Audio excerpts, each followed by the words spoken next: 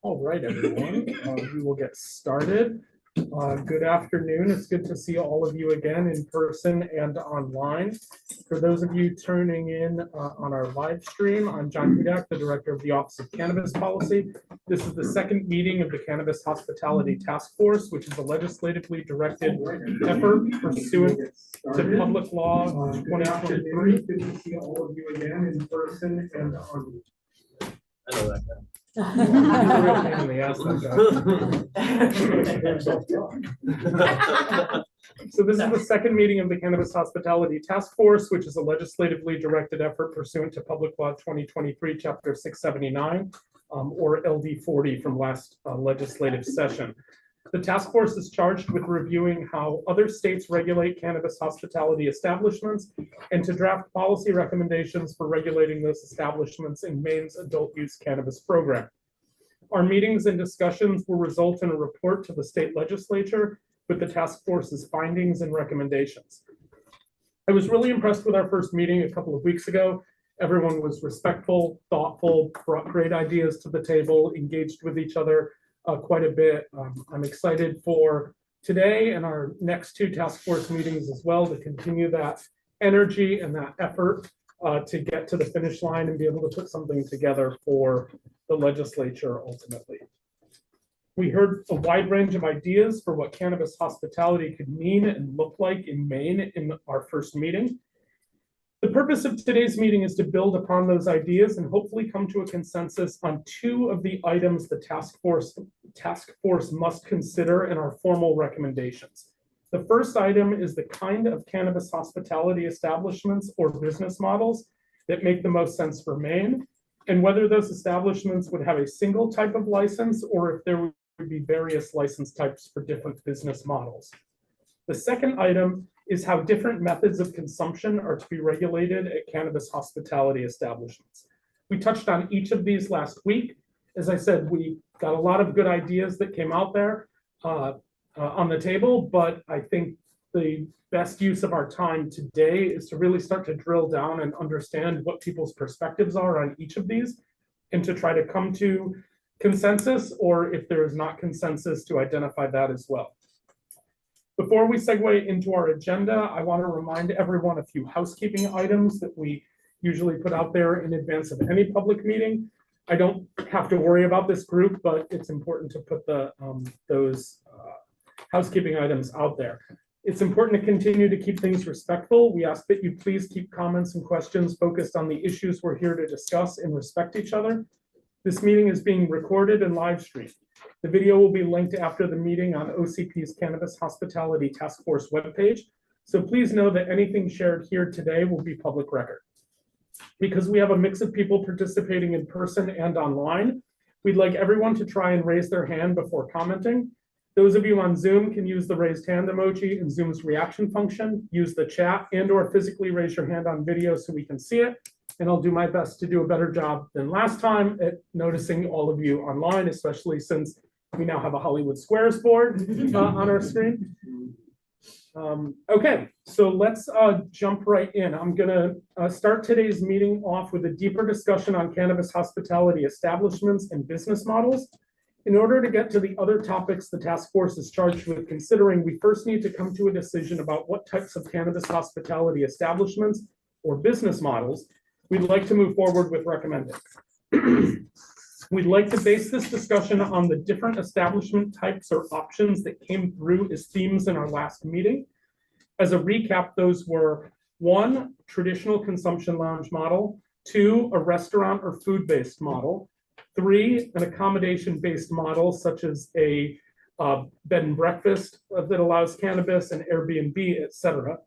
4, cannabis experiences such as bus tours, party buses, or boat tours. And 5th, on-site consumption space at special events or experiences such as trade shows, concerts, outdoor activities, etc. With those models in mind and knowing that you've had a couple of weeks to think and digest from our last meeting, I'd like to open the discussion with a starter question. Which of these cannabis hospitality establishments, if any, do you think are best suited for the state of Maine?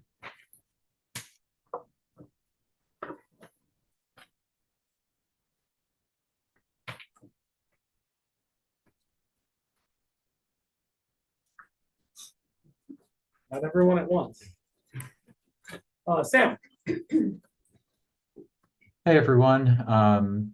Yeah, it's an interesting question since I think the answer is ideally we could do all of those. I think Maine has so many different hospitality businesses already in operation, ranging from the bars and restaurants in Portland and other cities to the more outdoorsy experiences, whether it's backpacking or rafting or beaches and things like that, along with more temporary events with concerts and other sorts of shows like that. So ideally, it would be great to have different license types that enable all of those, and maybe we could find a way to simplify it so that it's more, instead of having 20 license types, we could have, this is for a permanent establishment, this is a temporary license, and then maybe some endorsements within each of those that, for inhalation products, making sure you have HVAC if it's indoors, that sort of thing. That would be my ideal. But I do recognize that perhaps we have some restrictions, how much time we have and staff resources. So if we were to prioritize things, I think going with the brick and mortar sort of bar restaurant license, if I had to only pick one, I think that's the one that's most important. But ideally, I would like to have more than one.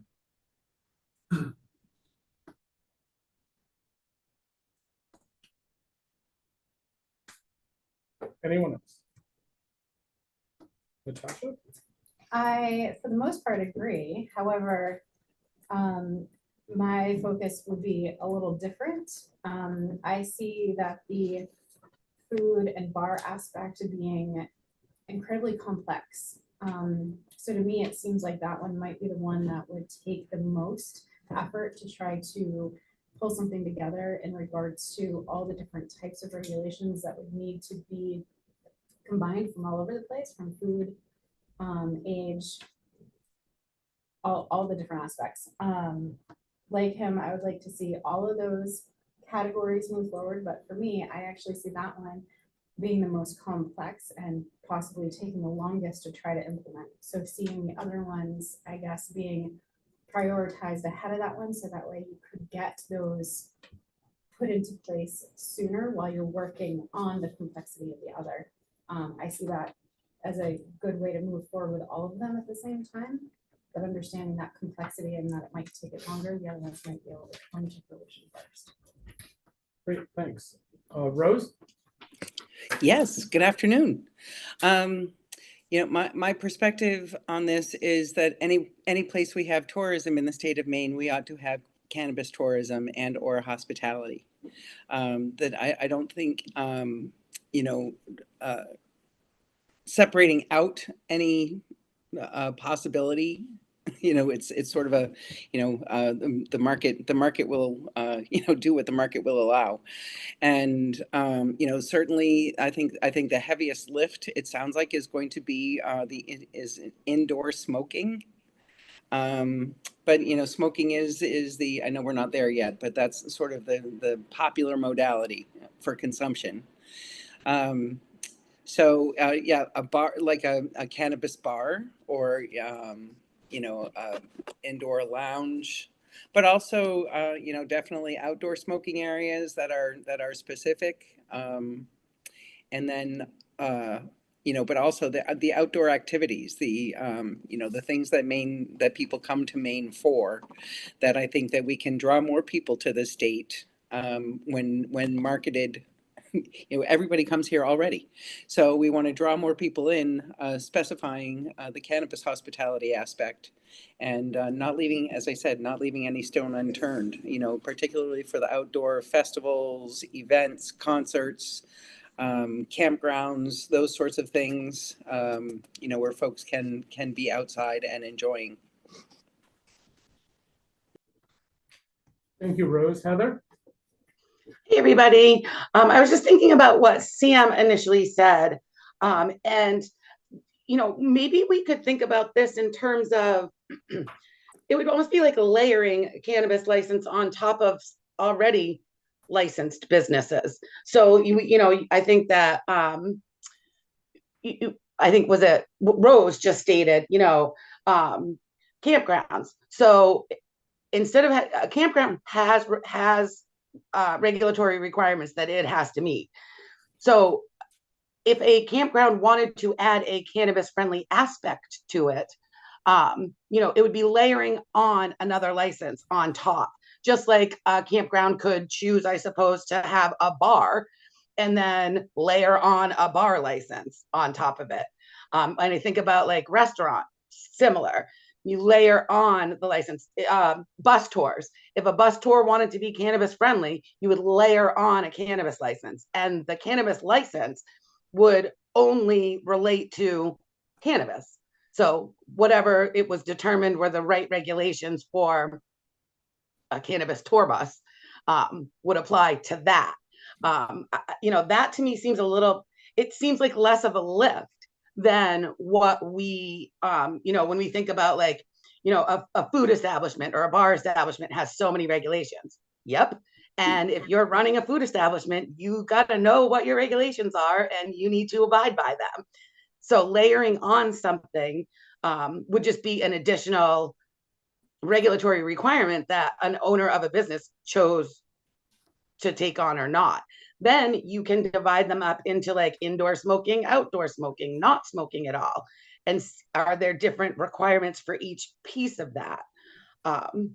Just thinking of a way to kind of come at this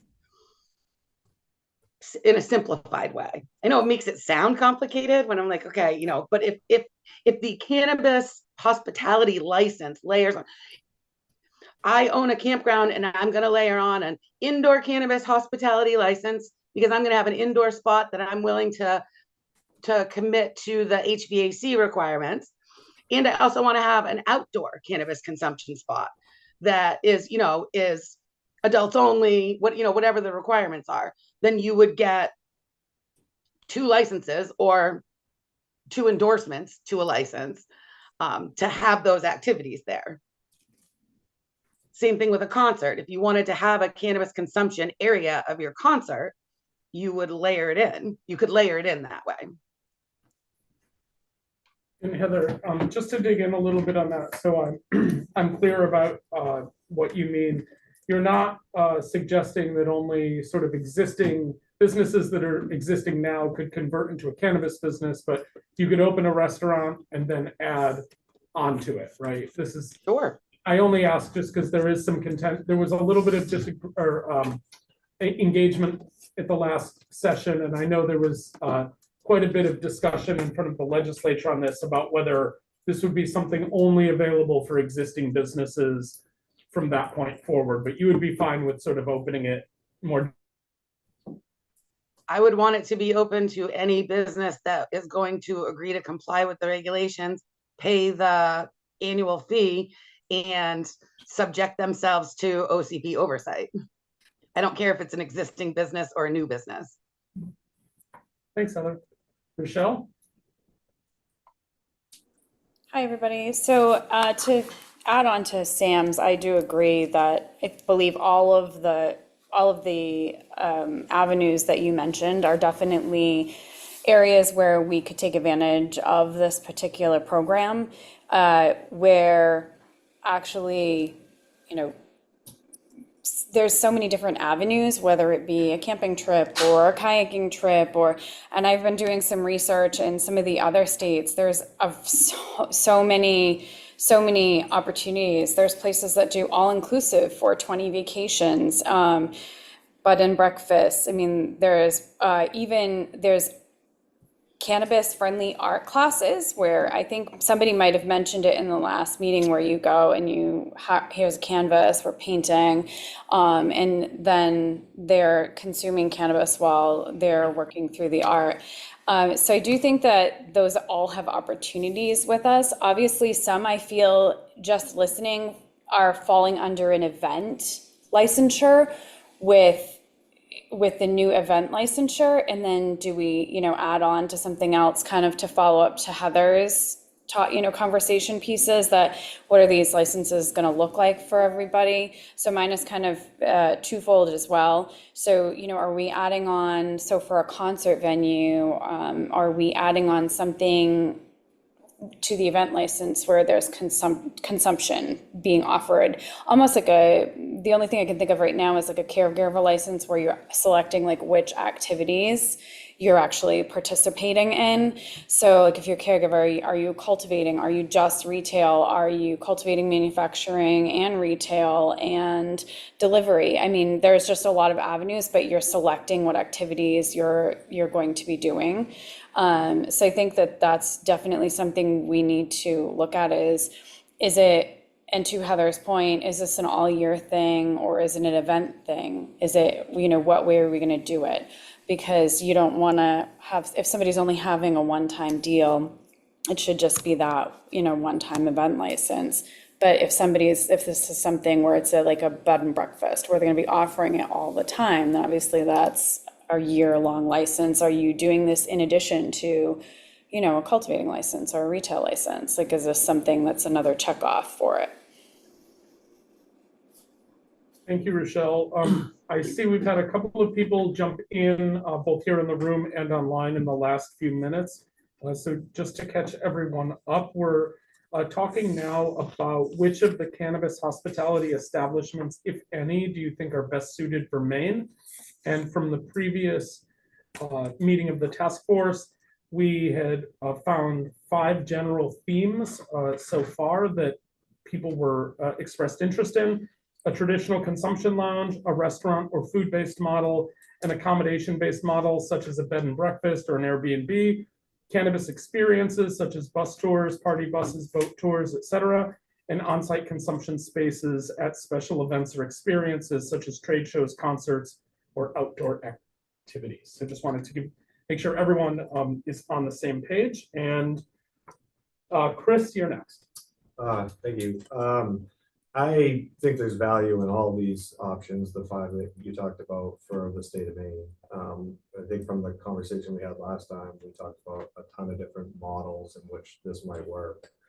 I do think, and I agree with you, that the restaurant food model from the regulatory standpoint, especially in an indoor environment, may present some more challenges than a few of the other options.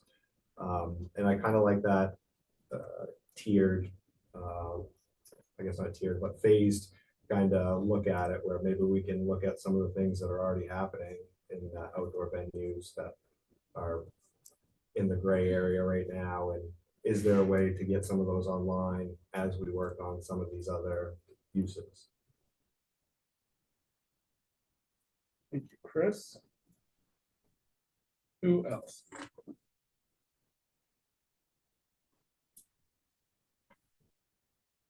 And you came off mute. Were you looking at chat? Yes, I apologize for being late. I think for me, the biggest preference would be to pick one, and to really think about that and not to roll out all 5 at once. I think that all of these different pieces have their own nuances.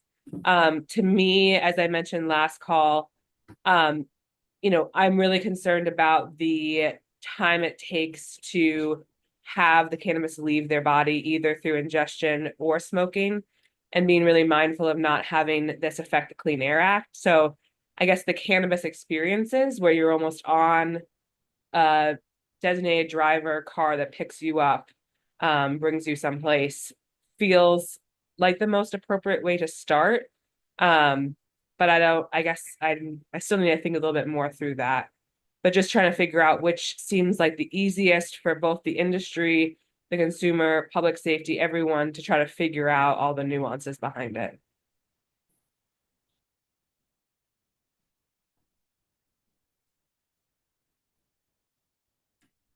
Chris. Kind of had a follow up to that a little bit, and just another thought I had.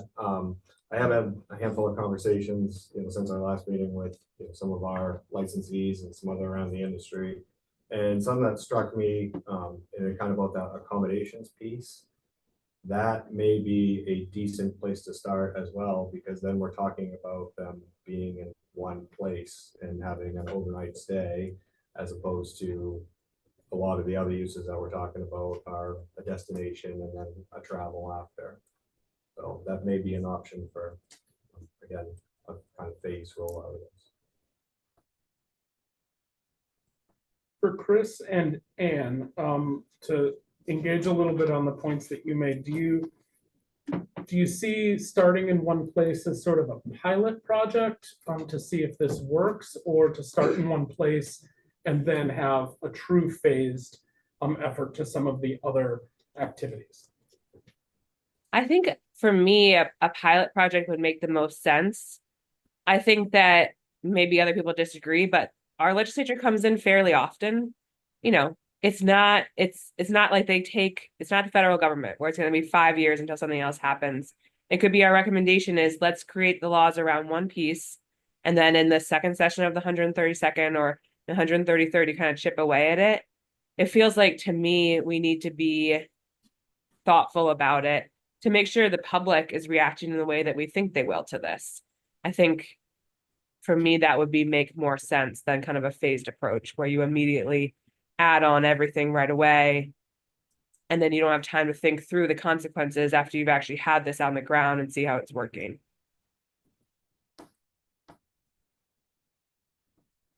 I think it'd be interesting if we had that like a pilot project versus, opening that licensure, because then we're only looking at one specific use off this kind of list that we talked about, whether it's a campground or, an indoor lounge somewhere. That's only going to give us potentially one data set. So I like that phase rollout, plan, but with a nod to, if we had some language around the other uses, we could always develop rules and parameters around them as we learn more. We could all keep hanging out together every summer. I won't be pregnant next time, so you can be there in person. I actually see these themes as you can condense them into 3. Okay. The first one being the more traditional consumption lounge and or restaurant, instead of having them as 2 separate things. The next one being the accommodation and or stay. And then the third one being the combined Canna experiences and or on-site and special events. To me, kind of merging them into those 3 feels a little less daunting than all 5. And I can make sense of those 3 categories by sticking them together. I do see an issue with a lot of tourists that are coming to stay with us and not having a space to go. So, but for delivery, you can deliver to hotels and that kind of thing. So for me, thinking about where people are staying and what they might have on them as a person, that makes a lot of sense to move forward with for me from that aspect. And people that come into the state of Maine that don't live here obviously need a place to stay, and if they want to partake, they might still have it. And then the next one for me that makes a lot of sense is that other category of the Canna experiences and on-site or special event aspect.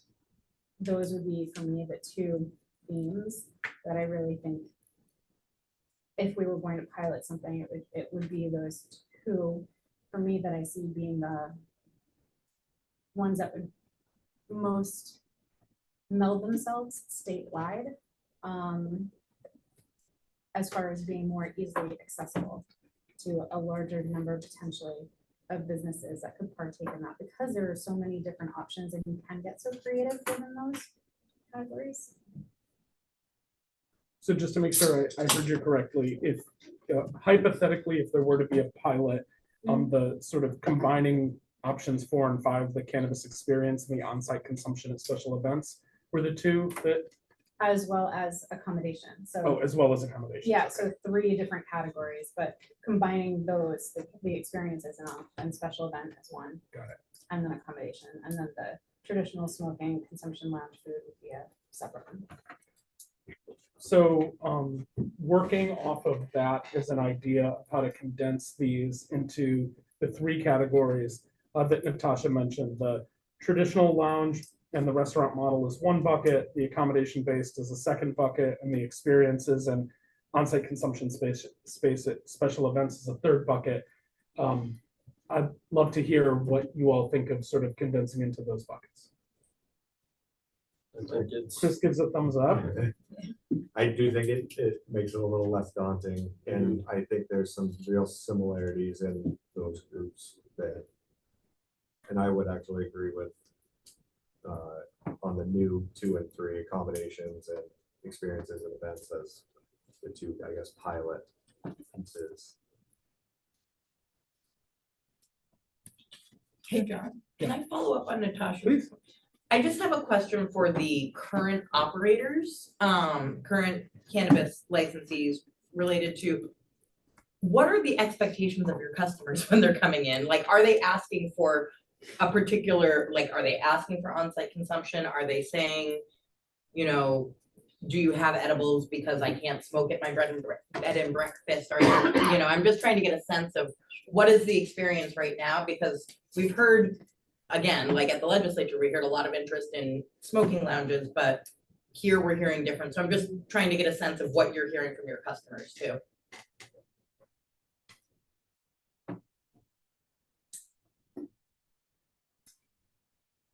Yeah, please jump I in. don't have a lot of direct feedback on that, because of our location being so close to a national park, it makes things interesting. So we have a lot of things posted where not to go. Okay. So we have that. I'm kind of getting that same feedback from my sales accounts that I'm visiting and that more, it's kind of the smoking lounges and stuff that people seem interested in. And then just from personal experience, like when we go to a hotel, we always bring an edible just because there's no smoking in hotels and you're kind of usually, you know, kid-free and you want to kind of relax and watch TV and whatnot. So I think that definitely fits into there. And I do agree that the restaurant piece of it, I've been just trying to wrap my head around it the past 2 weeks since we met. And I think, you know, that would definitely be probably the last one that would need to be looked at because just the hustle and bustle of the restaurant itself and the overhead to run it. And then like we talked about before, what's the age limits and what's the total milligrams and how do we track and trace through all that? I think that's going to be its own, you know, its own singular topic that would need to be looked at and really worked through as far as how to make that safe, profitable for the owner, as well as track and traceable and all that. Rochelle, I wanted to jump to you just to engage Gabby's question as a licensee, and then we'll come back to you, Rose. Sure, thank you. So to be honest with you, I don't always hear all of the feedback, but I can say that Rockland and Bath do actually get they are getting the questions like, you know, is there anywhere we can go? I mean, they definitely hear that on occasion, and just from sales of to be quite blunt, one hitter little pipes all the time that people can throw away. That alone speaks to them trying to find somewhere where, you know, they can go and just consume and then be done before they leave the state, leave the area. But it definitely is something that, as was said previously, we're all mindful of as well. Like we know when we go away, you can't smoke in here, you can't do this, you make sure you make adjustments for it. So I think the need is there for, you know, a variety of these different things. Thanks, Rochelle. Rose?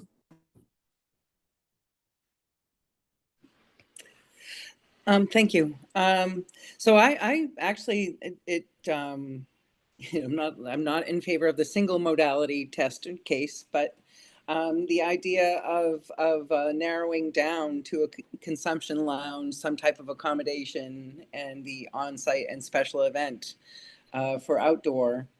You know, one thing, and I'm sorry, I forgot who said it, but I think that from talking to some people, like the way to approach this, I think, is to go with current licensees, people who are currently allowed to grow and sell marijuana and cannabis in the state of Maine, and you know, kind of almost like a first refusal thing for those folks to say, would you like to, how can you expand your business? What would be a useful way to expand your business?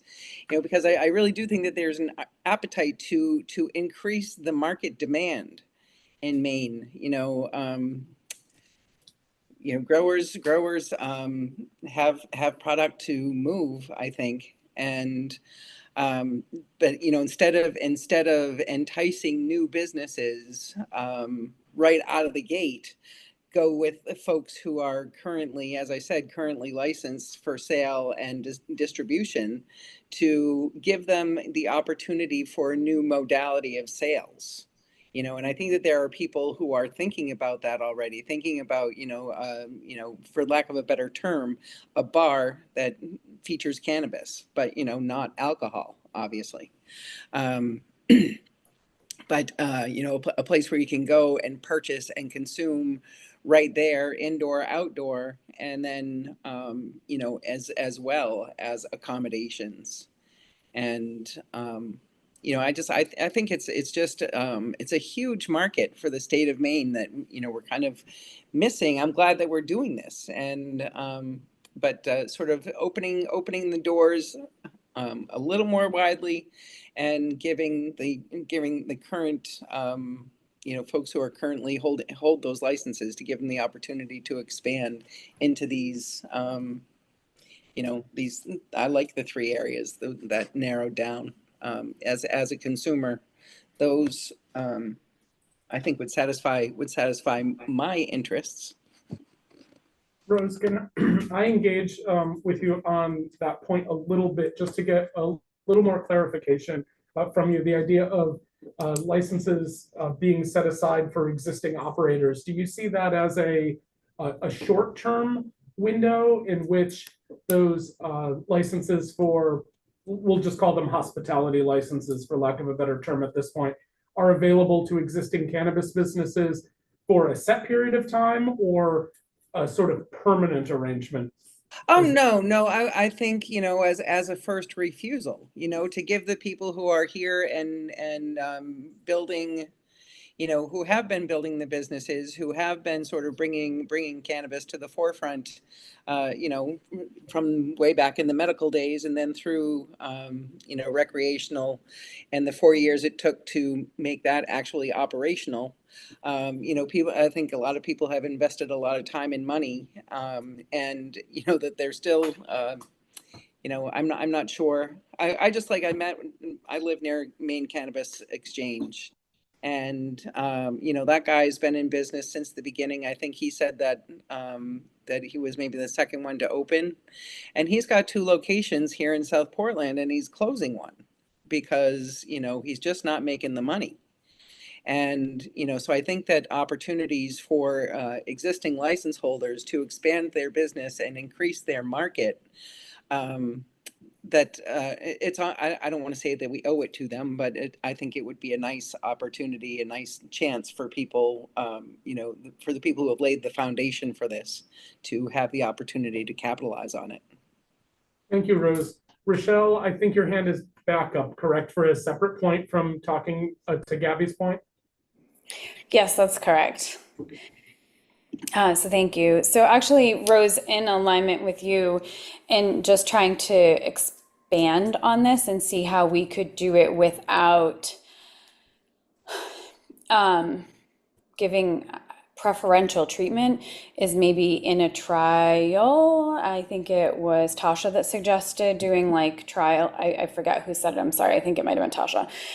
Doing a trial like run, giving opportunity to try it, maybe formulate it that anybody that is, existing company in business that wants to trial these areas of opportunity gets that opportunity first, and then goes from there. So that's just a thought. I do like streamlining into 3, but I guess I have a question in regards to how we view some of these. We keep going back to special events. Well, we have event licensing. So would some of these ideally fall under event licensing and just have a different checkoff box for what what kind of event it is. If it's a concert venue outside and you want to have consumption on site, it's just that for that event. We already do have event licensing process in place. So why are we going to reinvent the wheel if the event licensing is already there? Why can't we just enhance the event licensing to include other types of events, I guess, that are quote unquote also hospitality pieces or places that we could consider hospitality? So just a food for thought, because I'm trying to wrap my head around that part. Appreciate that, Rochelle. Sam, I have you next.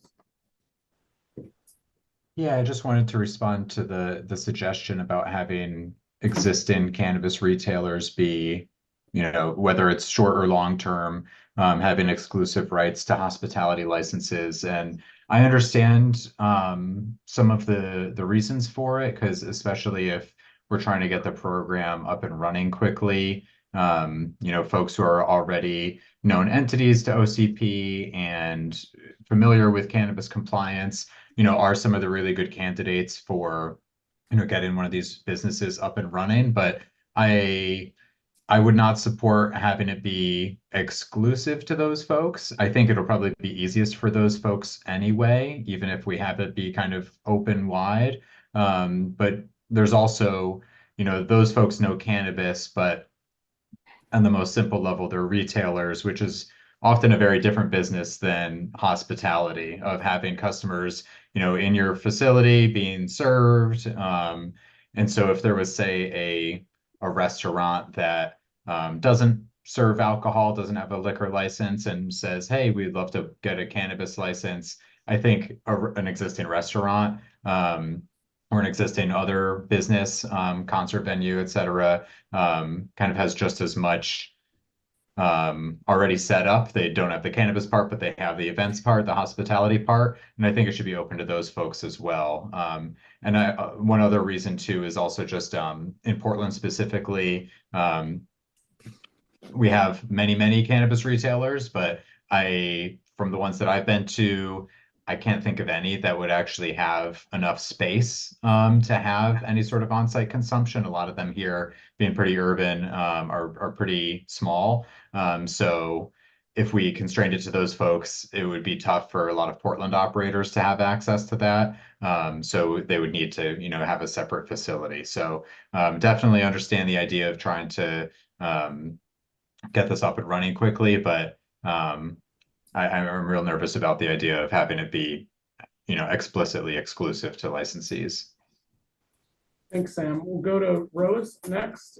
Yeah, I just want to clarify. I don't think I said retailers. What I was talking about was growers, people who are currently cultivating cannabis in the state of Maine, and to have them have the opportunity to expand their markets.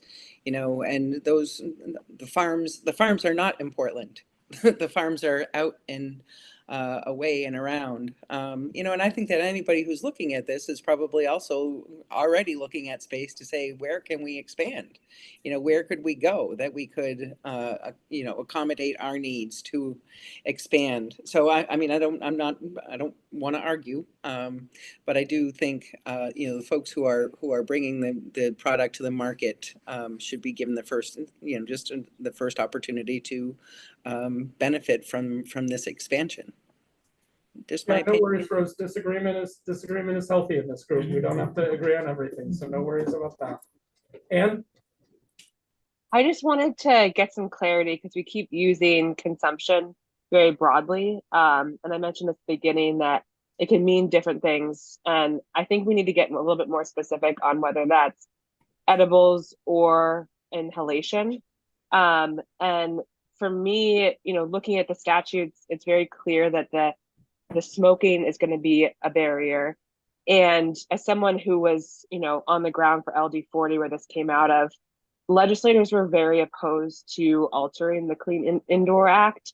And that includes, outdoor spaces that are under control of I think at Thompson's point, I wonder if they would be under that definition because they serve alcohol, if you'd be allowed to smoke there. I would need to look at that more. But I think as a group, we have to figure that piece out for any of these sections. We wouldn't be supportive of any changes to the Clean Indoor Act. And I guess I think I would ask this group to maybe figure that piece out. So I think instead of saving that for later, we have to figure that out now. So, and our second session in the afternoon today, after the break around 2:15, we were hoping to jump into, the plan was to jump into modes of consumption then. So it's definitely Okay. the agenda for today. So I've got Chris, Heather, John, and then Natasha. And I just, again, not to disagree or anything, but I would like to say we do have a handful of stores in Portland that have articulated to us that this is something they would be very interested in, you know, if there was rule changes. And yeah, we do, there's a square footage limit on our retail stores in the city. But I think there's plenty of room to play around with the addition of some. Yeah, I had one other point to what we were just talking about, and maybe it's for a little bit later on, but I do think that a parameter we didn't talk about last meeting in the smoking or outdoor smoking is the fire code actually has some verbiage about no smoking in assembly occupancies over a certain size. And I believe that's what you will see at, like, I'll probably say this wrong, but Waterfront Concerts in Bangor, I don't believe has a smoking area in it. And I believe that's due to its occupancy type and size. Thanks for that, Chris. Heather. Hi, thank you. So a couple of thoughts. With respect to the current licensees, the growers, they're going to expand their market share because they're going to be the ones that sell the cannabis to the consumption places, right? Like, we're not talking about bring your own cannabis. So that's where the market share goes for them. And then I would say, yes, they should be allowed to set up a cannabis accommodation, a lounge, or an event or activity, just like any other business should. Maybe it makes sense for growers to have an easier licensing process because they've already been fully vetted by OCP. When it comes to the smoking, I'm really looking forward to that discussion. I am aware of a cigar bar that operates in Maine, so I'd like to understand how that can happen. And I would argue that we would want to model our ideas around that. And then when it comes to outdoor smoking, it's my understanding, so most bars, or many bars, have an outdoor smoking area. So how is that possible? And then again, like, could we model off of that? And I think that would also take into consideration the fire code piece. But I know we're going to talk about that in our next, after our break.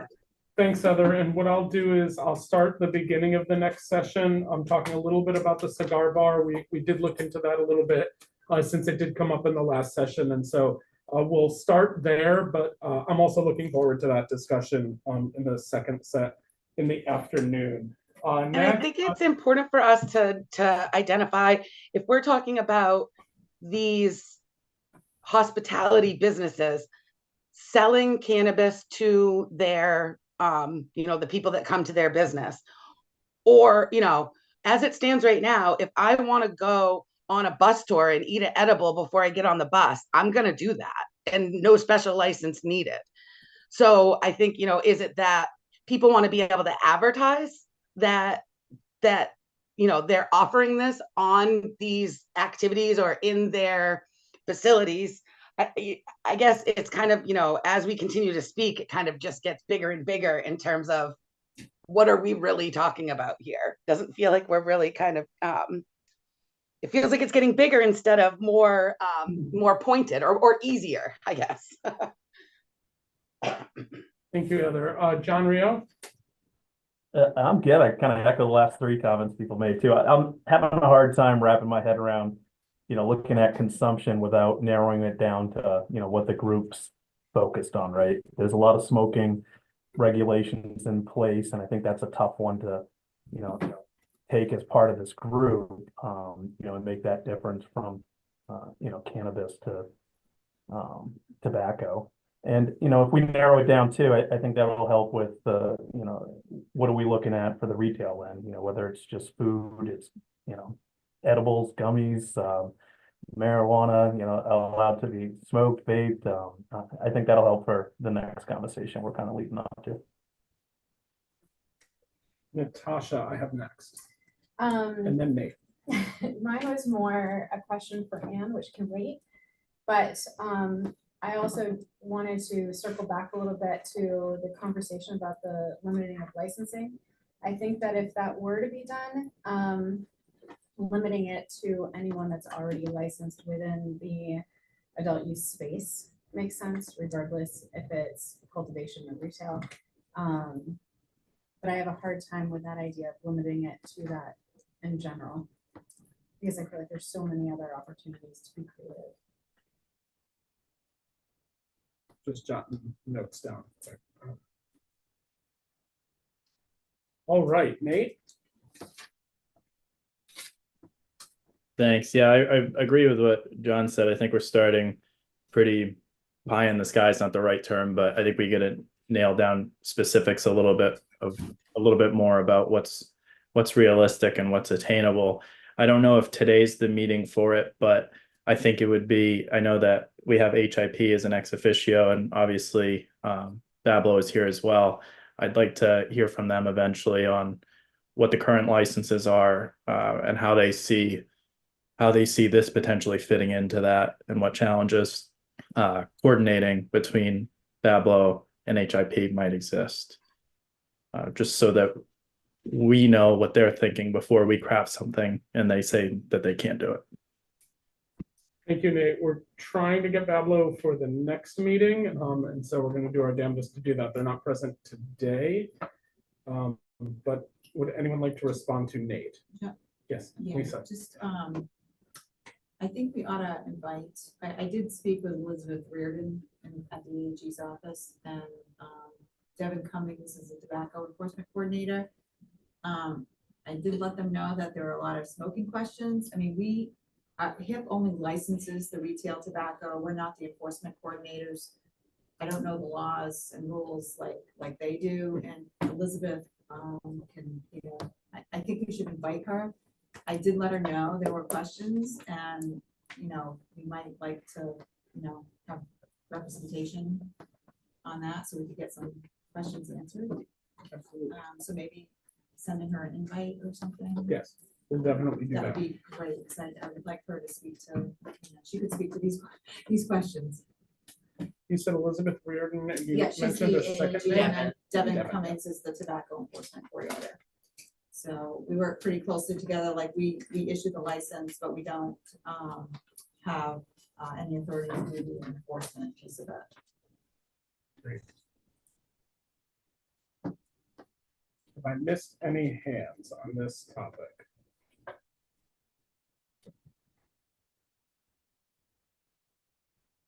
To push a little bit, I'd love to hear from our culinary experts about their take on some of the conversation that we've had around the unique challenges that are presented by a restaurant model or a bar model. So I was thinking about the restaurant model again as being probably the most complicated one that's going to be there. But for this, I feel like the food can still come in different ways. Like in the special events, there can be designated cannabis food trucks, and that can be a whole other type thing where it's just with the dosing and the consumption is where it gets so tricky.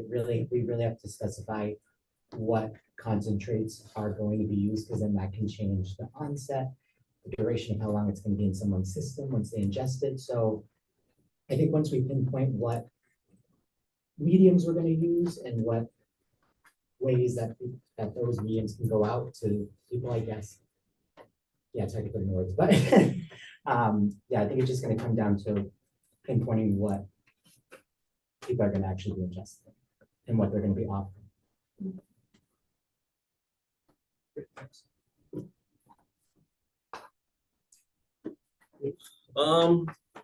I would say I've been kind of hesitant to say anything because it is, I feel like, going to be a big overhaul of what's happening inside of a kitchen, and it's very hard to say about what people are going to be using and consuming, and if we're going to be introducing like direct edibles to people's establishments and using that, or breaking down bulk ingredients, which I'm assuming restaurants will be using already.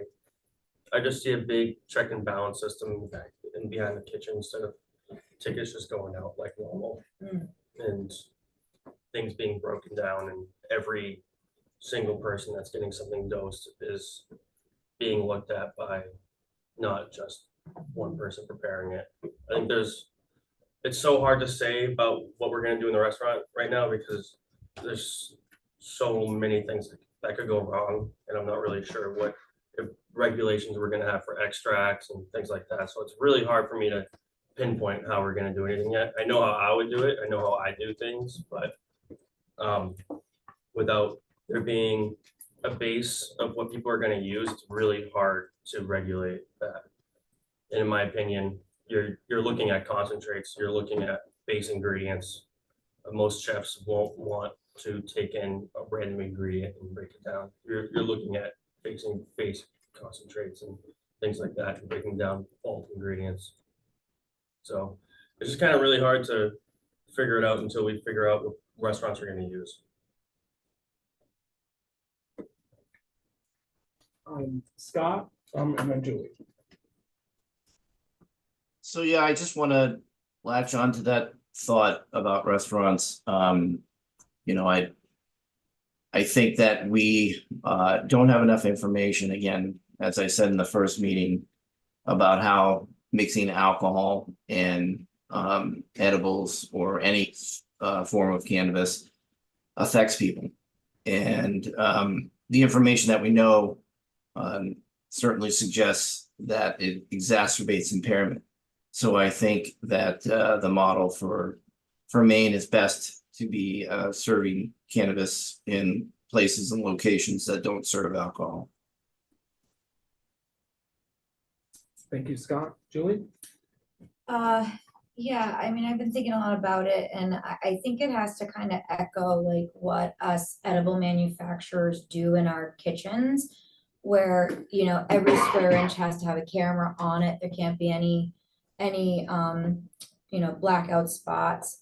So I think if it was going to happen, it'd have to be probably, I mean, from the state's point of view, treated like that, where you get your extraction, whether it's a nano, which I do agree, those do go faster, which is better, because I was thinking a lot about the duration of time it takes and the reservation type that people are going to have. I think it would have to be a reservation based system because of the ID. You know, you need to make sure you're logging an ID.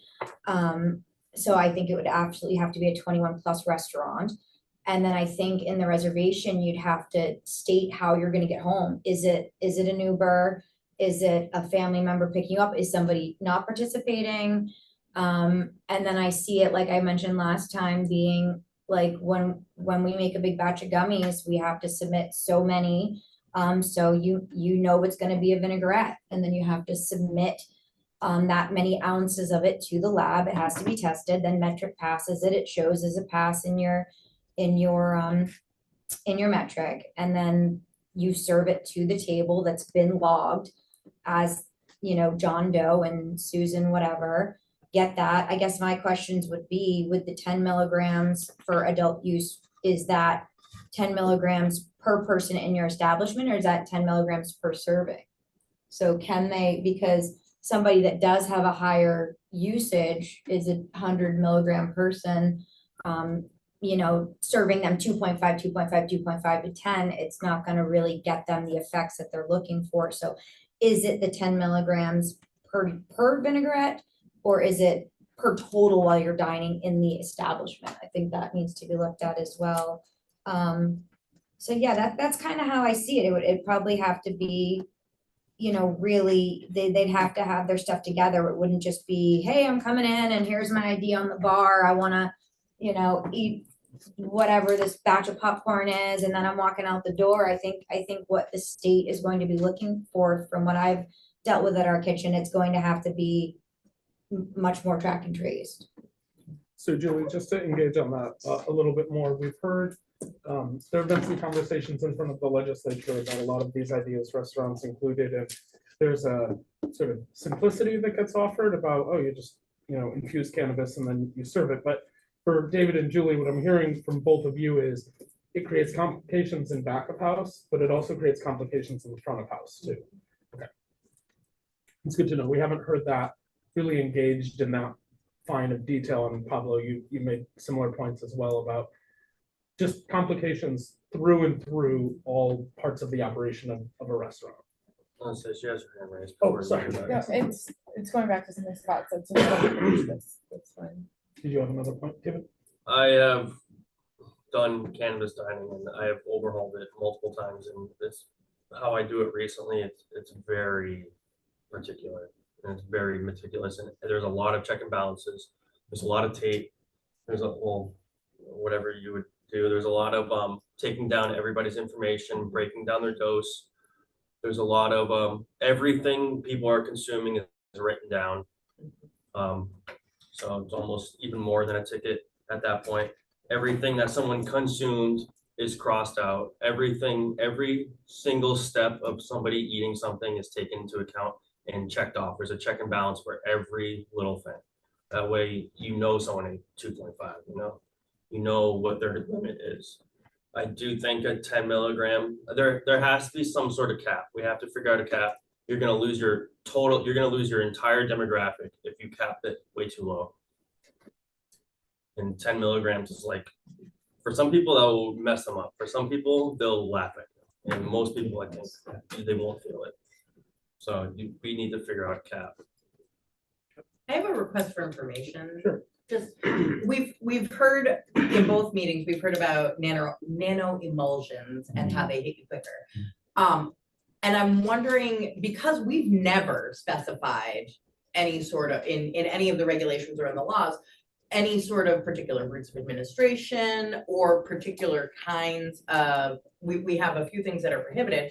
What I'm asking for is, do you guys have any kind of papers studying the impacts versus regular non-nano emulsified concentrates, just so that because this, like, specifying a particular kind of cannabis concentrate for this purpose would be a pretty big change. So if there's additional data that can be brought to the conversation, that would be really helpful from a policy recommendation perspective. Natasha, do you have a point on this topic? Or okay, go ahead. David, my question's for you, because I something I'm trying to wrap my head around, I can't figure out is, what do you do in that situation when you have a couple that is eating and one, they want to try each other's food, or one doesn't want to finish everything and the other person says, oh, don't worry, I'll take care of that for you. Like, what happens? That just goes out the window at this point. Okay. But I'm a private chef, so I've worked with a lot of people that present it to me, and then I know how to use it. So a lot of this discussion is talked about before, after, during. Sometimes, you know what I see all the time. They're like, oh, you know what? Maybe I do want that. Oh, you know what? Oh, you know what? Maybe. So it's always in there. But at that point, and sometimes the doses are very low, you can get away with things like that because you're not trying to mess people up. So it's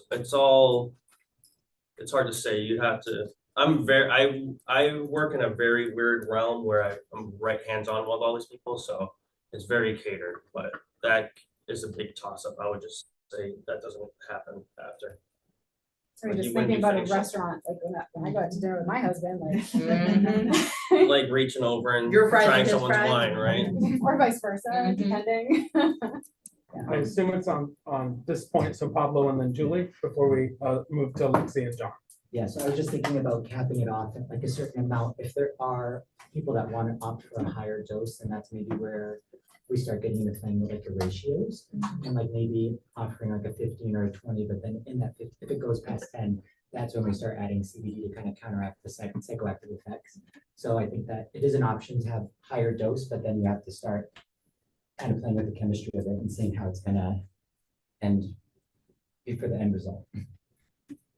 And I would also just ask for some additional kind of data on Yeah, that, totally. because we've heard I've heard the CBD point here, I've heard it at the legislature, I've heard it and so again, we want to make sure we're bringing data to the discussion if we're going to be making really specific policy recommendations related to that. I'll volunteer to compile some of those and I'll send them to Lexi. Thanks. Thank you. Marcella.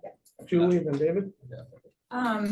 I mean, again, just because I do all the metric information and for when we make a sale. So again, using the gummy ratio, we make 1,300 individual gummies, and then I sell you a pack that has 20 in them, so that's 200. Now I'm transferring it to your license. Like, that's how like if a restaurant happened, that's how it would work, right? So yeah, so we'd have to be transferring it to somebody out of our system. I'm assuming a restaurant's gonna be using metric. Yeah, so that's what I assuming. wanna clarify. Yes, so then absolutely, we'd have to make sure the person's been written down and that we've transferred, because using the butter, if I've made a 500 chip count of butter and I know I'm gonna have a party of 4, and I would think there would have to be a menu where you've committed that you're gonna take, all 4 courses that have the whatever milligrams into them. So now I'm transferring from my data input of 500 pieces of butter that 4 of them are going to party, table 3, 4 are going to this one, so that in the beginning of the night, I've got my metric transfer as to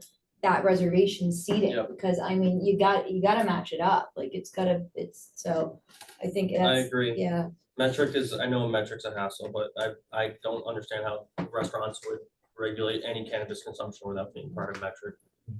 I think it would pair with your open table or whatever system you Yeah. use for your, Yeah. I think all the cannabis in a restaurant would have to be prepackaged, if that's the dressing, if that's the butter. Yeah. It has to be prepackaged and already in metric and in the system, and then that goes and correlates with that person's dish. So nothing's getting infused in the cooking process, so that if this is a restaurant that is also a catering to the public, that none of those ingredients are ever compromised or mixed. okay, so it's gotta have lab passing, Totally. absolutely, be protected in your secure storage room, that then goes out to table X, whatever, by the person that's been designated to carry it. All right, well, thank you for that. gonna say. Great restaurant discussion. I personally can't see a bunch of restaurants like making almost like packaging everything up tiny. That seems like a lot, but I don't know if you make it in bulk or packaging it up little. Because if you make something in bulk, that's good enough, right? You don't have to package it up. I just picture like the commercial guys is not just gonna go put a salad together. Like I picture there being a higher management that's controlling because you're having a lot of food go through the kitchen. Like not everyone's gonna have a dosed meal. I picture more hands being involved from higher management. So if you're sitting in a production facility, I've been there either making pre-rolls or making edibles, you're sitting there all day packaging up. I can't picture restaurants converting to that, but I don't know how we go about it. There's so many ways to go about it, that's the thing. Okay, Lexi and then John. So I think switching gears a little bit, like going back to events and things like that, there's been talk about like using the event licenses that already exist. And then also like to Scott's point about, is this something where it's either there's cannabis sold or there's alcohol sold, but there's not both. I know last meeting we talked about like, if you're going into a restaurant or a bar, like a wristband that indicates like you're either consuming one or the other. And I'm just thinking like practically with events where it's like a fair, we know that was a big point of conversation. That was where the whole off-premise sales thing started with adult use. So with an agricultural fair, there are vendors that are selling alcohol. If there are vendors that are selling cannabis for consumption, how do you go about making sure that people aren't co-using there? Because it's not one person selling both. It's not one licensee that's like, this is my restaurant, we're controlling.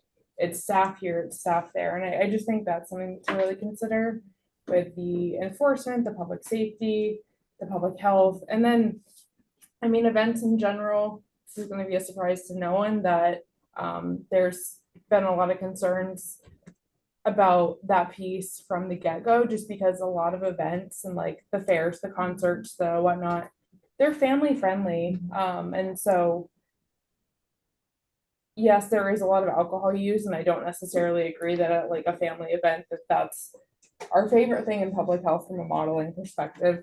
So I'm not saying cannabis is different. I'm just saying that that's like a thing that I think we should consider, is that if you're walking through an agricultural fair and there's like people smoking everywhere and people drinking everywhere. It changes the environment and tells young people that this is like what you have to do to have fun. And that's where I think the prevention work that we do comes into play, and we want to, consider that too. So. Well, I think to your point, Lexi, we hear a lot, you do, we do, all of us do, that, the idea that, well, we have alcohol at this event, so why shouldn't we have cannabis? And, I understand that perspective, but we get so many complaints at the office of, I was in this place and all I could do was smell cannabis. Now, there were probably people walking around with bottles of beer and glasses of wine as well, but I think focusing on public perception is important because we're just not there with cannabis yet. For better or worse, fair or unfair, I assume Bablo doesn't get a lot of complaints that there was someone walking around the Oxford County Fair with a beer, but if someone's walking around smoking a joint, we're going to hear about it. And so those public perceptions, I think, are an important part of the conversation. I mean, if with cannabis smoking and vaping, there's the secondhand component that other people may inadvertently be exposed to something that they did not choose to partake in. And I know there's also the conversation about like separate areas, and it's just, I think there's a lot of layers that once you start peeling it back, there's like so many, what about this? Okay, what about that? I'm still also thinking, who enforces this all? I think in general, even for events separately from on-site consumption, just sales, that was a big conversation of local law enforcement does not have the capacity to enforce. And so now if you're adding a layer, like where are they at the table with being on board with this? And one, knowing that that's their role, and two, are they able to take that on? Because I don't know that they do have that capacity. John? Yeah, I just had a general inquiry too. So if we do move forward with recommending or welcoming cannabis to bar, restaurants, or any of those items we were talking about, does OCP already have the data for capacity for manufacturing dispensary? I've heard some of the markets are saturated now, but are we also going to look at, if we do move forward, we're going to have to increase manufacturing with existing licenses, add, I know we have a whole opt-in, opt-out discussion coming out, but do you have anything for that, what's out there now, or is it definitely going to be hand in hand with increasing manufacturing? So John, what I can say, and I'll also throw over to Gabby as well, I don't think our adult use program will have any problem whatsoever meeting the demand. I think our licensees will tell you, whether it's their businesses or others, there is excess supply in our adult use market right now, and I don't think it would be much of a problem. Gabby? No, I was going to say the legislature this session actually expanded the uses of existing manufacturing facilities, new manufacturing facilities, beyond just manufacture of cannabis and cannabis products. So that suggests to me that the legislature's understanding is that there is existing additional capacity within our manufacturing sector. But for our task force members who are in the room and online, if I'm way off base on what I said, I'd love to hear from you about the ability to meet demand in a hospitality model.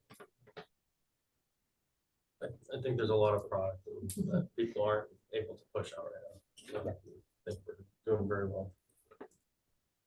Yeah, I think so as well. And I do believe that on August 6th, they're gonna start letting manufacturing kitchens manufacture other regular items. The law that authorizes that goes into effect on August 9th. It will not be implemented until the rules affecting the adult use cannabis program have been finally adopted later this year. All right, so our plan was to break at 2:15. We're at 2:11, so I think that's pretty good timing. So how about we take a break here in Augusta and online and come back at 2:30, and we'll jump into the topic that kept coming up in the first half, which was methods of consumption, and then we can circle back to the topic we were just discussing if that helps clarify. Thank you, everyone. Thank you.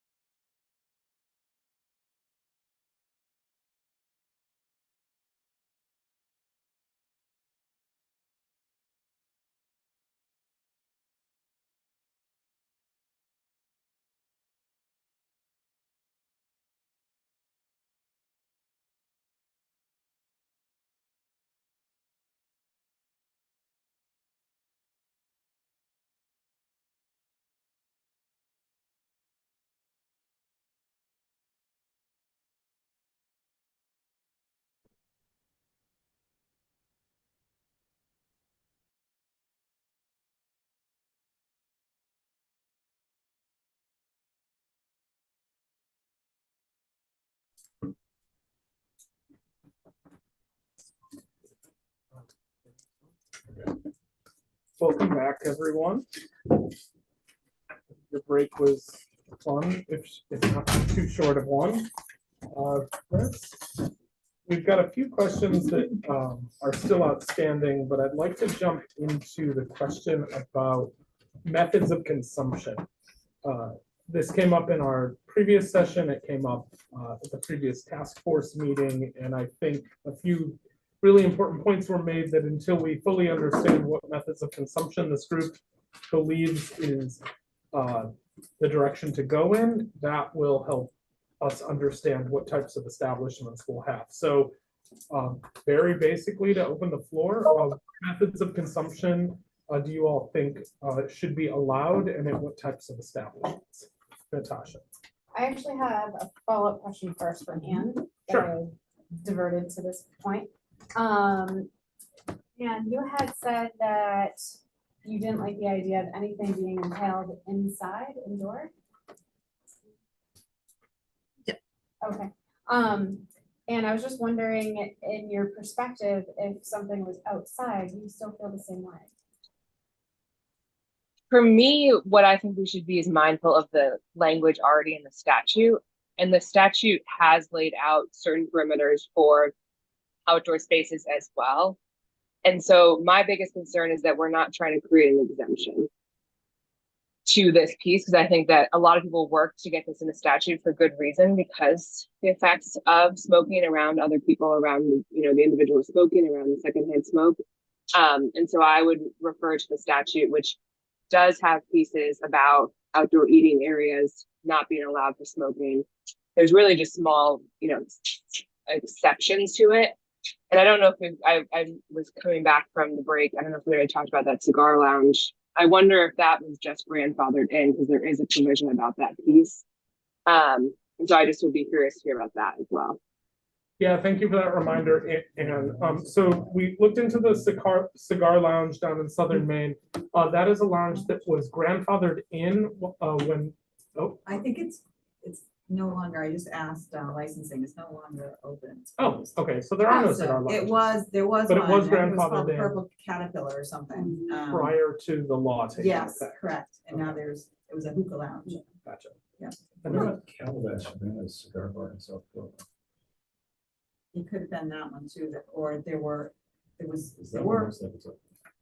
one's open.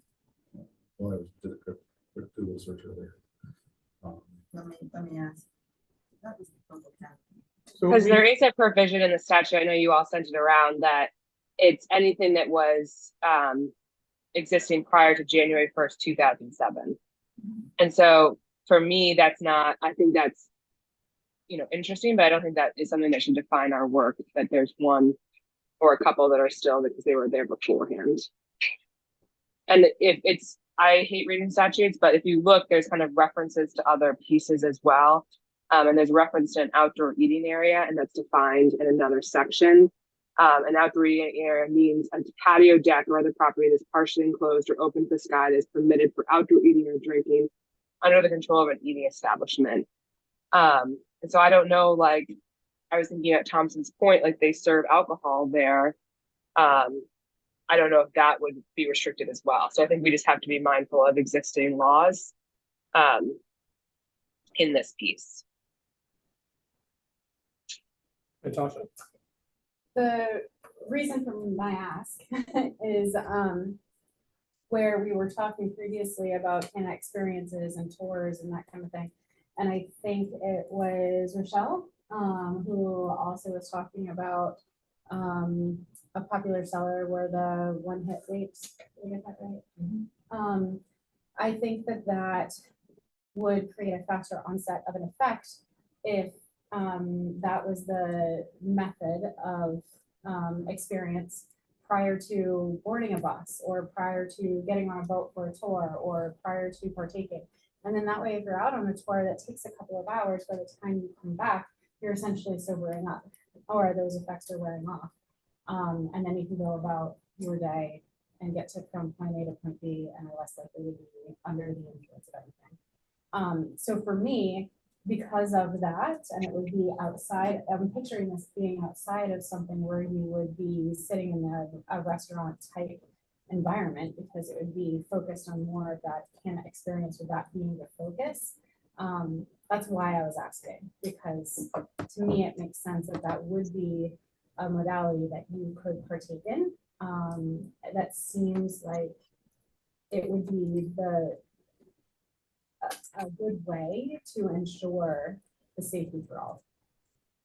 Yeah, I mean, I completely understand the thought behind it, because I agree. I think that seems an easier way to control, especially thinking about ingestion often takes longer to leave the body.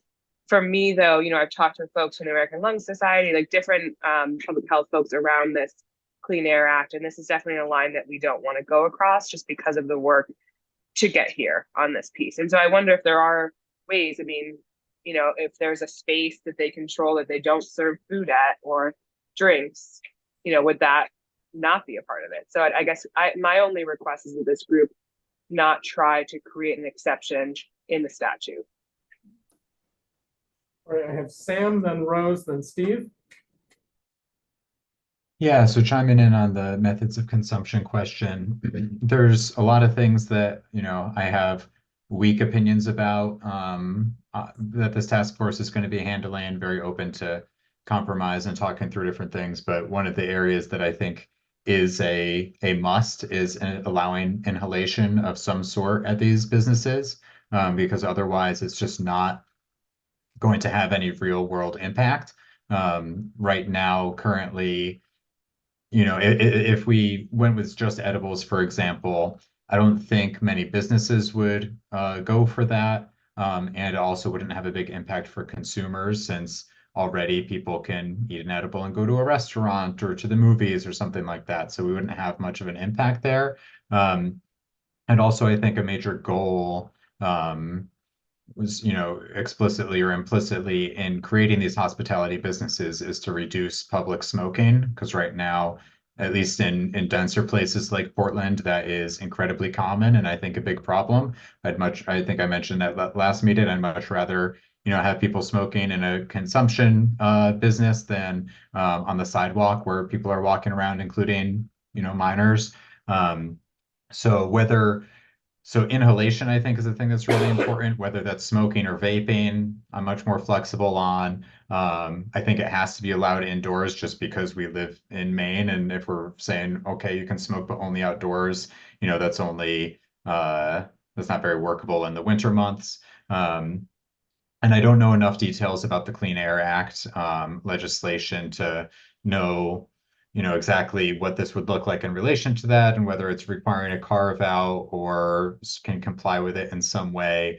But I think, you know, politically, the reality there is that that was written for tobacco, not for cannabis, because when it was passed, you know, cannabis wouldn't have been allowed anywhere. And, you know, tobacco smoke and cannabis smoke have a lot in common. You still don't want secondhand smoke. There's still the odor.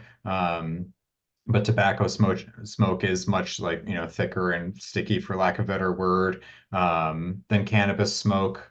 You know, if you're in a home that's been owned by a smoker, you can tell really easily. But if you're, you know, buying a home where people have consumed cannabis, that's not really the case. My biggest concern with the smoking or inhalation at all is not really with consumers, but with staff. You know, a consumer, they go to a smoking lounge, a vaping lounge, that's their choice. If they're going there to do that, then, you know, they're making that choice. If someone is a staff member there, you know, they're just trying to pay the bills, and they'd be there, you know, all day, every day, versus someone coming in for, you know, a couple hours. And so I know some other states have rules saying, okay, the staff need to be able to be in a separate room. You know, maybe that's, you know, has glass in between where they can kind of observe, but not like be in the smoke the whole time. So I think that's really important. But yeah, I think this just isn't going to work if we don't allow inhalation of some sort. Thank you, Sam. Rose, then Steve, then Anne. Yeah, echo that. Smoking is the absolute must. And, you know, in terms of any legislation that is in place that prohibits or, you know, doesn't allow smoking, you know, those are all laws that didn't exist at one point in time, and they are laws that can change. So, but, you know, the primary, I would say the number one method of cannabis consumption is by smoking. And like, I don't know, of course, you all know that I use cannabis. I don't know if all of you do. But, you know, these different modalities, different ways of ingestion, they also produce different effects. So, you know, I think, you know, for the consumer, it makes a big difference. I think I said last time, I will say again, I really don't like edibles. I've tried them. I'll still try them occasionally here and there. But it's not the same. It's not the same effect. I don't get the same benefit from it. Edibles would be something that I would do on a recreational basis, but I would not do it on a medical basis. And that may be because I don't know, I haven't gotten great guidance on it or something, but, yeah, smoking it's just going to be an absolute must. And without that method of consumption, we are likely wasting our time. Thank you, Rose. Next I have Steve and then Anne. Yeah, so basically what Sam and Rose said, I'm going to agree with them. You know, we have a consumer driven market and the consumers smoke weed, whether it's vaporizing, cartridges or flower in whatever form, you know. Touching back on the restaurant stuff, that's going to be really hard, logistically, supply chain wise, and then, you know, in the kitchen itself. Modes of consumption for hospitality establishments should be available. Any mode of consumption that's currently being taken advantage of right now. There's really no reason to restrict how people use the cannabis. And I heard it brought up earlier too about, you know, asking people how they're going to get home and things like that, or having them provide proof. You know, that's consumers aren't going to do that either. There's thousands of bars in the state of Maine, and that's never done for alcohol. So I don't see that being done here either. Yeah, that's it for now. Thank you, Steve. Anne? So this is probably why I wanted to talk about this earlier, because I know this is going to be a big sticking point in our current group. And I would just encourage us to maybe see if we can find a point, because for us, and I know talking to other public health folks, this inhalation is going to be a big point for us. You know, I know that people have a variety of experiences with cannabis and some work differently than others, but you know, the research that we have, you know, looking at the American Lung Association website is that, you know, smoking cannabis does cause damage to the human lung.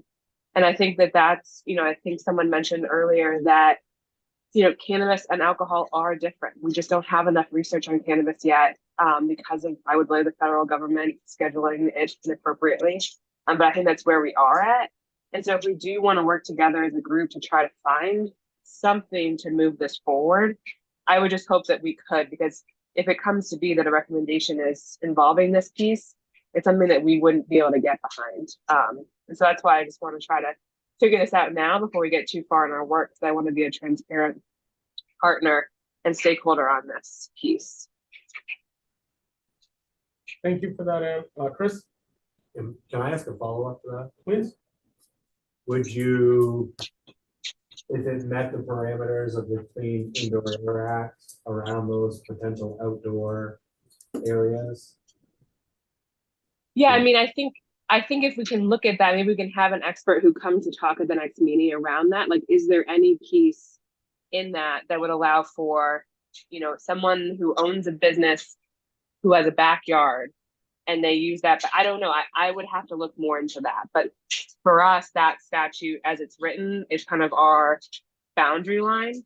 And so I'm not saying I'm not going to be completely against it if they say, well, actually, if you look at this piece here, this is where it could work within the way the statute's written without changing it at all, I would be open to hearing that. I just haven't heard that yet.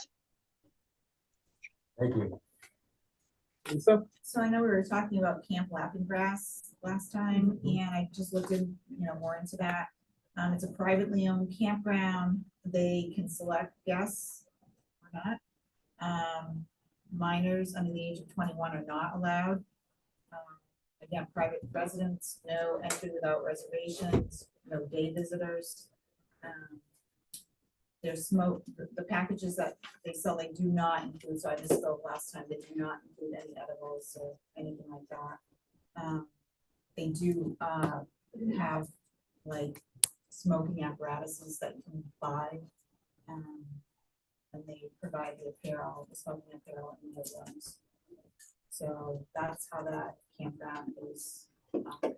Apparel? Paraphernalia. Oh, I thought you said apparel. That's what it said on their website. Okay. That was the follow-up I was looking for from last time. Yeah, I also have another follow-up if you want Sure, on that please. B&B that I was Yeah. saying. I know we had one, but I can't really remember. It was in Dexter, and the B&B was not providing the edibles or anything. It was like a third party, so it was Cannication. I don't know if anybody's heard of that. It was back in, I think, 2000 or something. But it was a business called Cannication, and it was licensed under UBEN. At a different location. It was like a food processing or something like that. And the Cannication place would rent rooms in the B&B for its private events, where they would provide a care package with items containing cannabis, some made under their license, some purchased from other licensed sources. Guests would use the provided edibles to dose their own food. At one point, they were working with food trucks to come on site to prepare dinners that they could provide to their guests. But the guests were adding their own cannabis to their food, to their own food themselves. That's no longer happening, I guess they. I would just note that there was no regulated adult use cannabis market in Maine in 2019. I don't know when this was. You said 2019. I said, I Maybe thought that, 2019. but yeah, it was, could have been 2020, 2021. I don't really remember. This wasn't the Yeah. existing legal models. Yeah. I mean, that was one of the ones I remember that I wanted to kind of circle back on. So I think with our OCP team to sort of keep a tally, it might be helpful just to see where we're at right now with a show of hands of who among task force members would oppose inhalation of cannabis associated with hospitality, sort of as a blanket statement.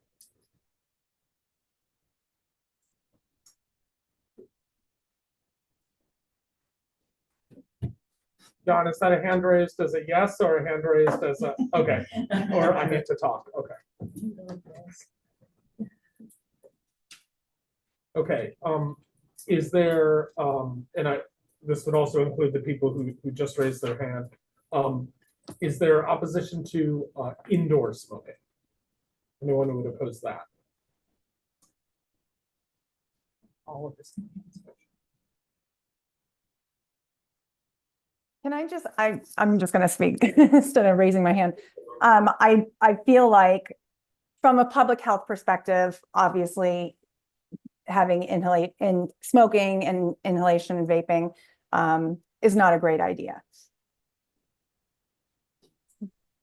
But am I a rational person who realizes this is probably the only way that these businesses are probably going to work? I understand that. So I'm like halfway for there's a middle ground for it, I think. If we can talk more about what ventilation looks like and 21 and older only, and how are staff going to be safe from secondhand smoke. I think that's kind of where we need to take the conversation. I appreciate it. And I'm not pushing an agenda on my end. I just wanted to sort of get a baseline of where people were at, since not everyone was talking. Heather, you're next. Hi, thanks. I'm curious. So you talk about the Clean Air Act. I found the smoking laws in Maine, chapter 262. Is that what you're referring to? Or is there something additional? I guess that's a question for Ann. Is there something additional that you're looking at that I'm not seeing? Yeah, I'm gonna pull it up, and I know they shared it around. It's under wasn't on Title the agenda. 22. I think they said it last meeting, but I'll put it in the chat, so it looks like you're on Zoom as well. Yeah. I actually can't do it, so I'll send it to Alexis. It's Title 22, 1542. It's a prohibition against smoking in public places. So I was looking at the smoking law, and again, I'll look at that more directly, but public place is defined as an enclosed area not open to the sky. So I think we need to understand what we're actually talking about here. So public place is an enclosed area not open to the sky. Hotels are allowed to have smoking rooms if they want to. You're allowed to smoke in a Beano hall. You're allowed to smoke in a designated smoking area indoors in any business. If a business wants to have an indoor smoking area, they can. E-cigarettes, so vaping is included in the definition of smoking. And while I agree tobacco smoke is different from cannabis smoke, unfortunately the law says plant materials. So I think that cannabis does fall into the smoking definition. And then I did want to ask one other question. You mentioned that, and it would be tough for Maine Medical Association to get behind this if there was inhalation. Was Maine Medical Association behind adult use when we were fighting for that? And then were they behind medical use of cannabis when we were trying to get that? Because to me, Maine Medical Association isn't likely to be behind a lot of this. Yeah, I guess 2 points to this. First is I would highly encourage us to maybe have an expert to come talk about the statute. I am not any means an expert on that. And so that's where I've said I've been open to hearing more about that. And I would definitely look at to see, because if you look at it, it includes outdoor areas as well. And then second, I just started this job in January, so it's a cop out. But I think, our stance on this issue is that we want to move both medical and adult use into the next chapter where public health and the industry can work together, where there are appropriate guardrails around it, because, whether or not you agree with it, it is a part of our community. It is an industry. It is something that our citizens use.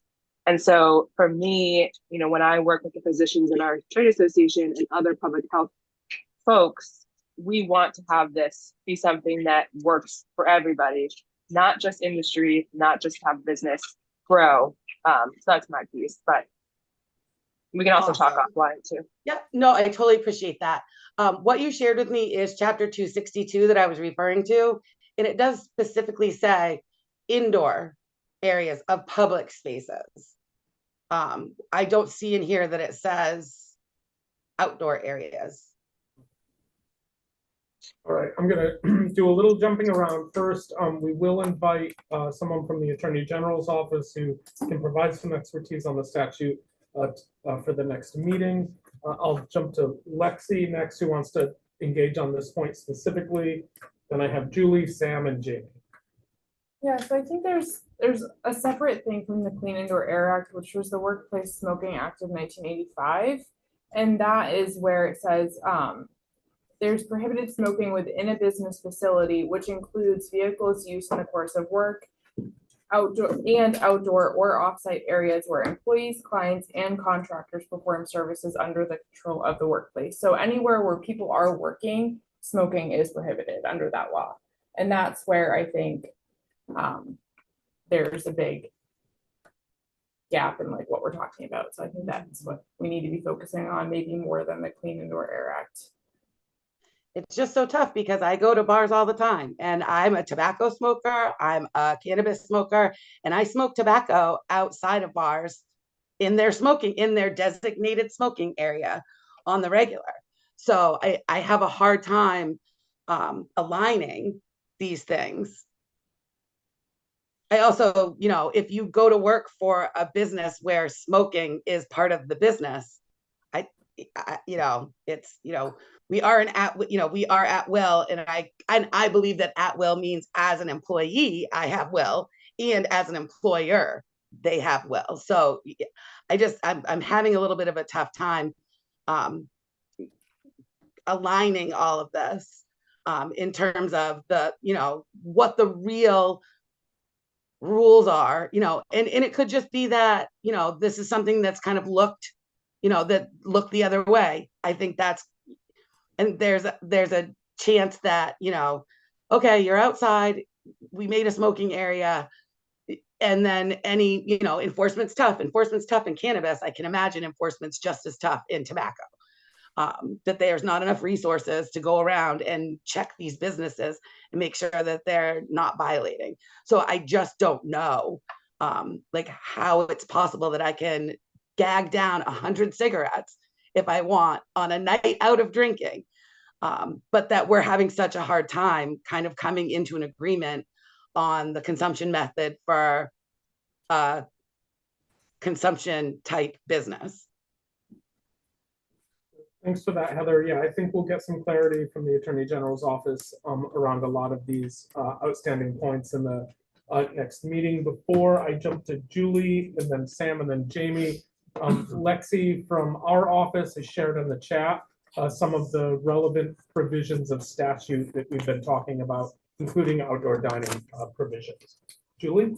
I just wanted to give an update that last meeting I mentioned the Federal Cigar Bar in Portsmouth. He also owns a Federal Cigar in Dover, New Hampshire as well. I was able to speak with him.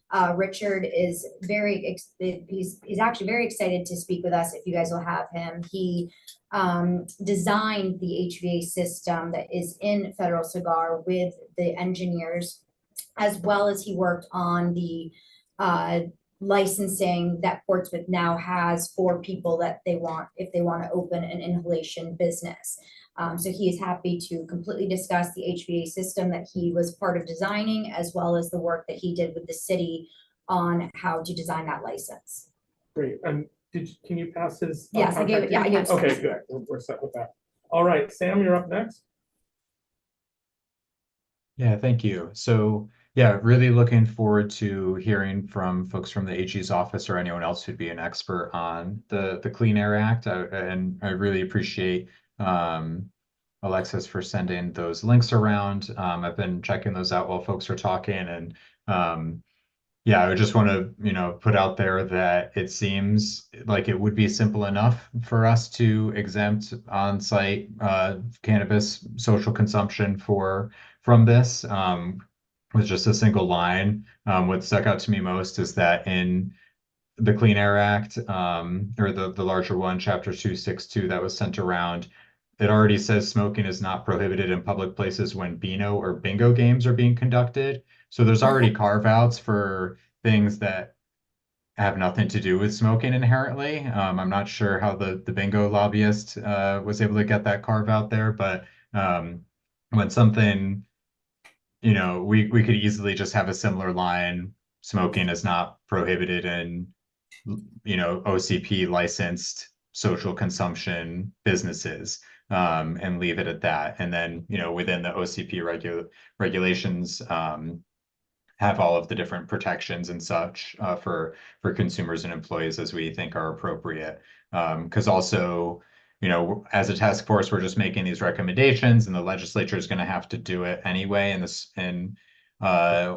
spring. So we're already going to be involving the legislature here. So making that one single line change, I think would make this a whole lot easier and be pretty simple. Thanks. Jamie?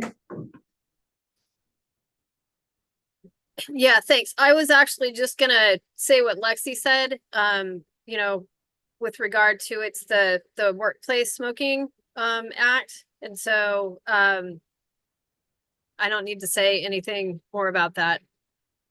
All right. It would be helpful to have guidance from someone who knows more though. John and then Chris. Yeah, thank you. I just, probably not popular comment, but the whole smoke is smoke, and we're looking at inhalation as one of the 5 parts of consumption. Why would the task force just specifically look at marijuana smoke or cannabis smoke and not look at allowing cigarette smoke everywhere? So that's why I'm having a hard time, and I hearing from the group too, that's one of the most popular avenues. Is that factual? Is that true that that's kind of what the general population's going to? And then I think, I think it's a great idea to have an expert in on that too, because there's a lot of exemptions to that reg. And, I think outdoors kind of the theme to that as well. But yeah, just that, I'm just curious on how people would respond to that too, of, why would it be okay for not opening up for cigarette smoke as well? So before we jump into sort of comments on that, John, I am going to jump to Steve, but based on the sales data that we have from the adult use program, smoking is by far the most popular method of consumption in the state of Maine, and that's true in every other state that I've seen sales data from. And that's on our website. But it's about 70% is smokable flower. That's the general consensus out there in the world. About 70% of the product sold is smokable flower. That some of that could be used in a vaporizer, but I don't think that we're talking about separating vaporizing from smoking. At least it does. To me, it's kind of one and the same, and that's how it's sold. So, and the sales data by product type is available on OCP's website. I've got Steve and then Sam.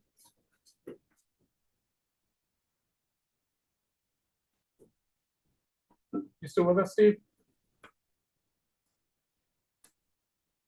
All right. In the meantime, Sam? Yeah, so just to respond to John's comment, maybe I'm misunderstanding here, but so correct me if I'm wrong, but yeah, asked a question about allowing tobacco and why we're focused on cannabis. So I think we're focused on cannabis because we're the Cannabis Hospitality Task Force, and so that's what we're all here to talk about.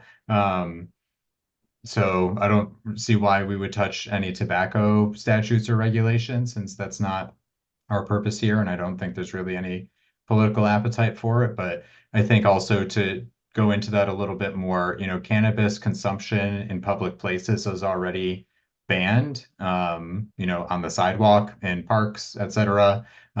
People are allowed currently to smoke tobacco on sidewalks and other public places. If somehow there was a vote on, hey, can we ban tobacco on sidewalks and put them, have tobacco smoking happen in facilities that's away from the general public? Sure, that sounds great. I don't want kids inhaling tobacco smoke on sidewalks, but that's not our purpose here. So I think it's just kind of I don't know, red herring might not be the right word, but just outside of our scope. And I don't think we really need to spend time talking about tobacco. Steve, are you back with us? See him on the list.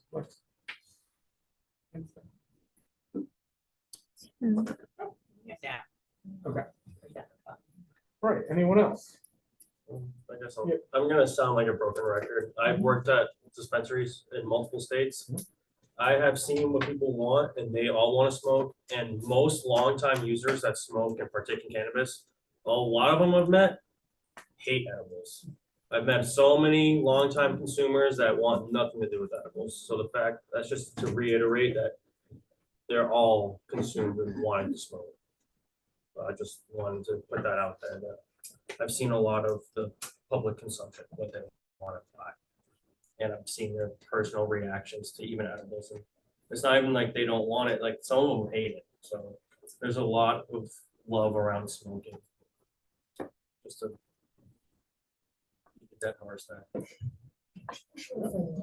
So, I'm scared. away from the smoking, Let me just go back to what Lisa was talking about. So apparently we do license a facility up in Dexter. It's called Buffer's Place. And it is literally a campground area where it's full families, no alcohol allowed. It's a full medical campus.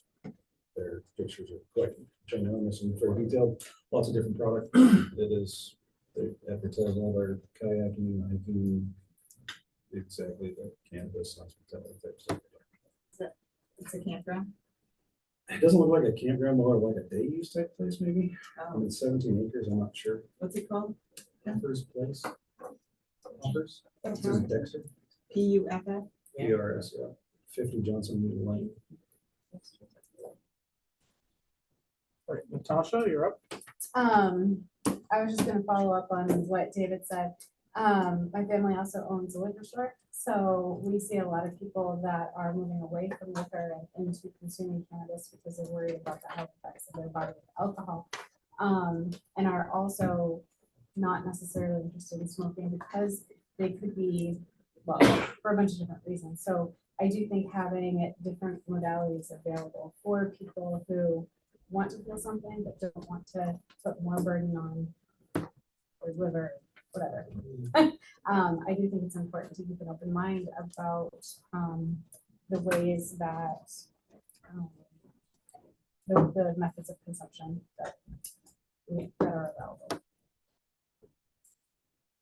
I'm going to transition to a different question quickly. We've sort of danced a little bit around this, but I think it's an important part combined with the modes of consumption.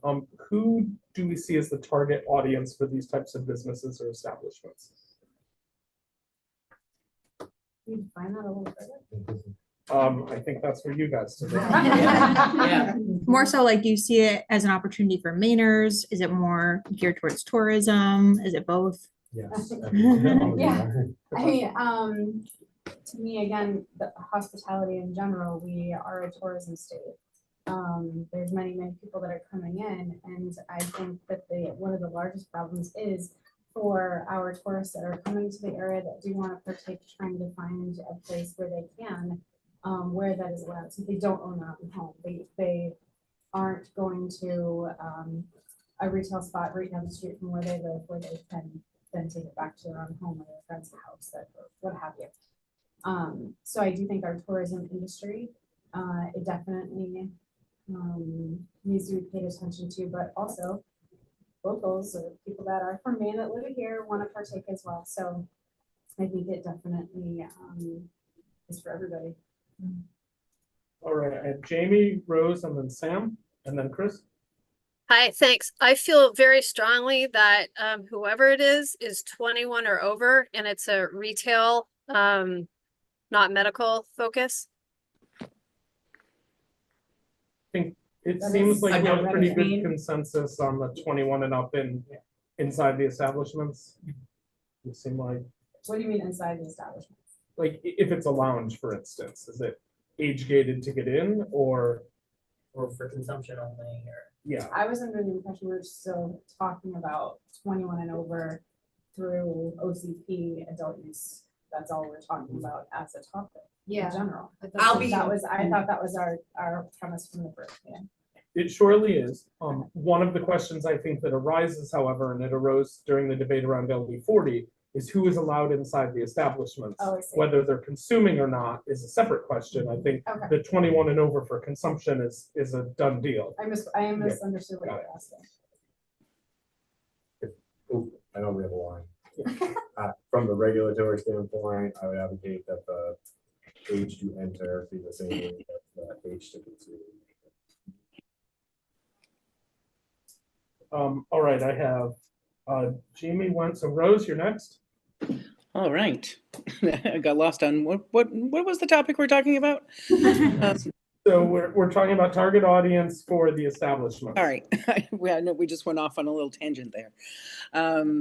So the target audience, I mean, I think that there is a pretty decent consumer base in the state of Maine already. I think that we could encourage, different types of use and different opportunities for use for people within Maine, but from without of Maine, as has already been stated, we all know, the number one industry in this state is tourism. So, we naturally attract visitors to this state, and we can expand the audience of people who are wanting to come to Maine by saying, look at this new fun thing we have going on. you know, whether it's a cannabis hotel or a cannabis campground or a rafting trip or, you know, biking, whatever it is. I think that the target audience is to, you know, keep doing what we're doing well and to attract more people from the outside and give them an opportunity to take advantage of the well-grown product here in the state of Maine. Thank you, Rose. Sam? I've got Sam, then Chris again, and then Nate. Yeah, so on the question about target audience, I think like so many, you know, there are differences between cannabis and alcohol, but this is one of those areas where target audience of a bar is exactly the target audience of a cannabis social consumption business. So, you know, it's of course a mix of tourists and residents. I imagine a tourist visiting Maine probably consumes more alcohol per day that they're in Maine than the average resident would. But I'd still bet that, and maybe there is data on this I'm not aware of, but I'd still assume that a large majority of alcohol on-premises alcohol sales in the state are to residents. And so, you know, I'm sure that those kind of numbers will play out pretty similarly for cannabis. And then I guess just within those subgroups too, you know, for tourists, it's especially important for people who are staying in hotels that prohibit smoking or vaping inside, because they don't, you know, you can do it in your home, but if you're a tourist visiting and that's where you're staying, you don't have a legal place to consume. So that kind of subgroup is important. And then for residents, I think it's particularly important for renters, rather than homeowners. Homeowners make their own rules. They can smoke or vape inside if they want to. Renters, you know, they're subject to the landlord's rules. And I imagine that the vast majority prohibit smoking. So those two groups are the ones who are kind of most in need of these spaces in order to consume legally. But I think that people of all ages and residency statuses and all sorts of things will be consuming just like we already have with alcohol. Thank you, Sam. Chris, then Nate, then Heather. Yeah, I apologize for jumping ahead. So No, you're I fine. forgot about family feud behind me. I wanted to dovetail off something Sam just said and something you said. I think obviously there's a need for this for, you know, people that live in Maine, and it does become, you know, another entertainment avenue.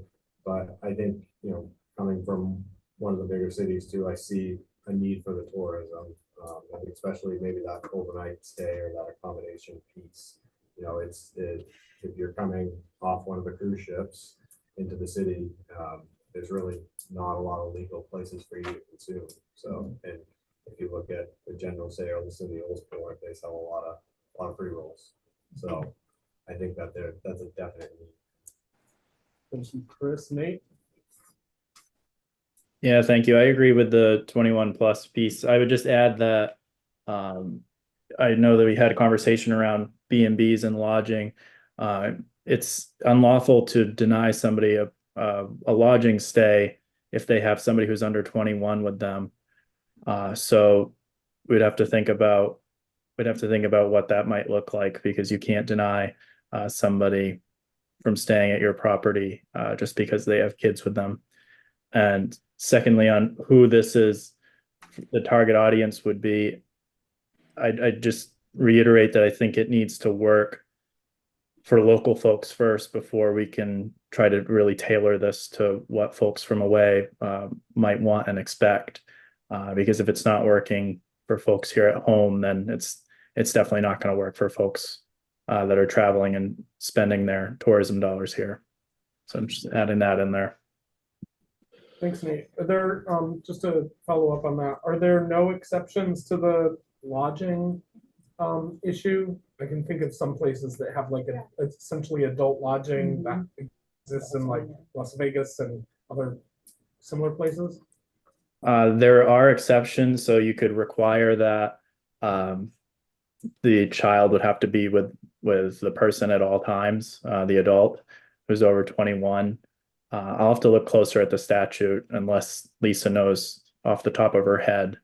But the Maine Human Rights Commission recently affirmed that you would have to allow children if they were accompanying somebody staying who's over 21.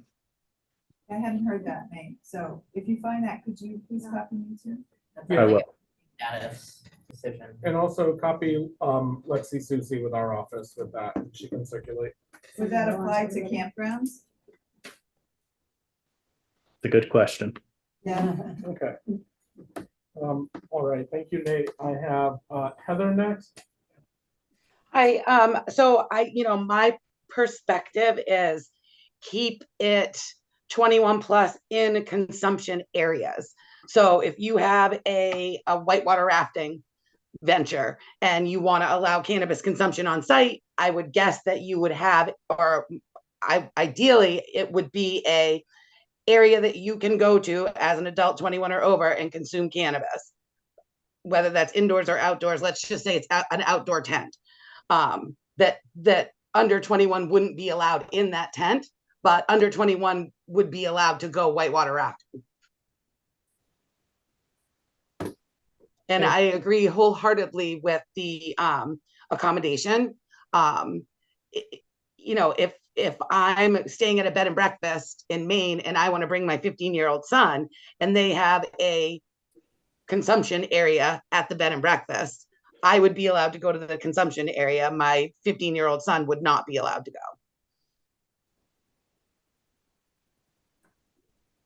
Thank you, Heather.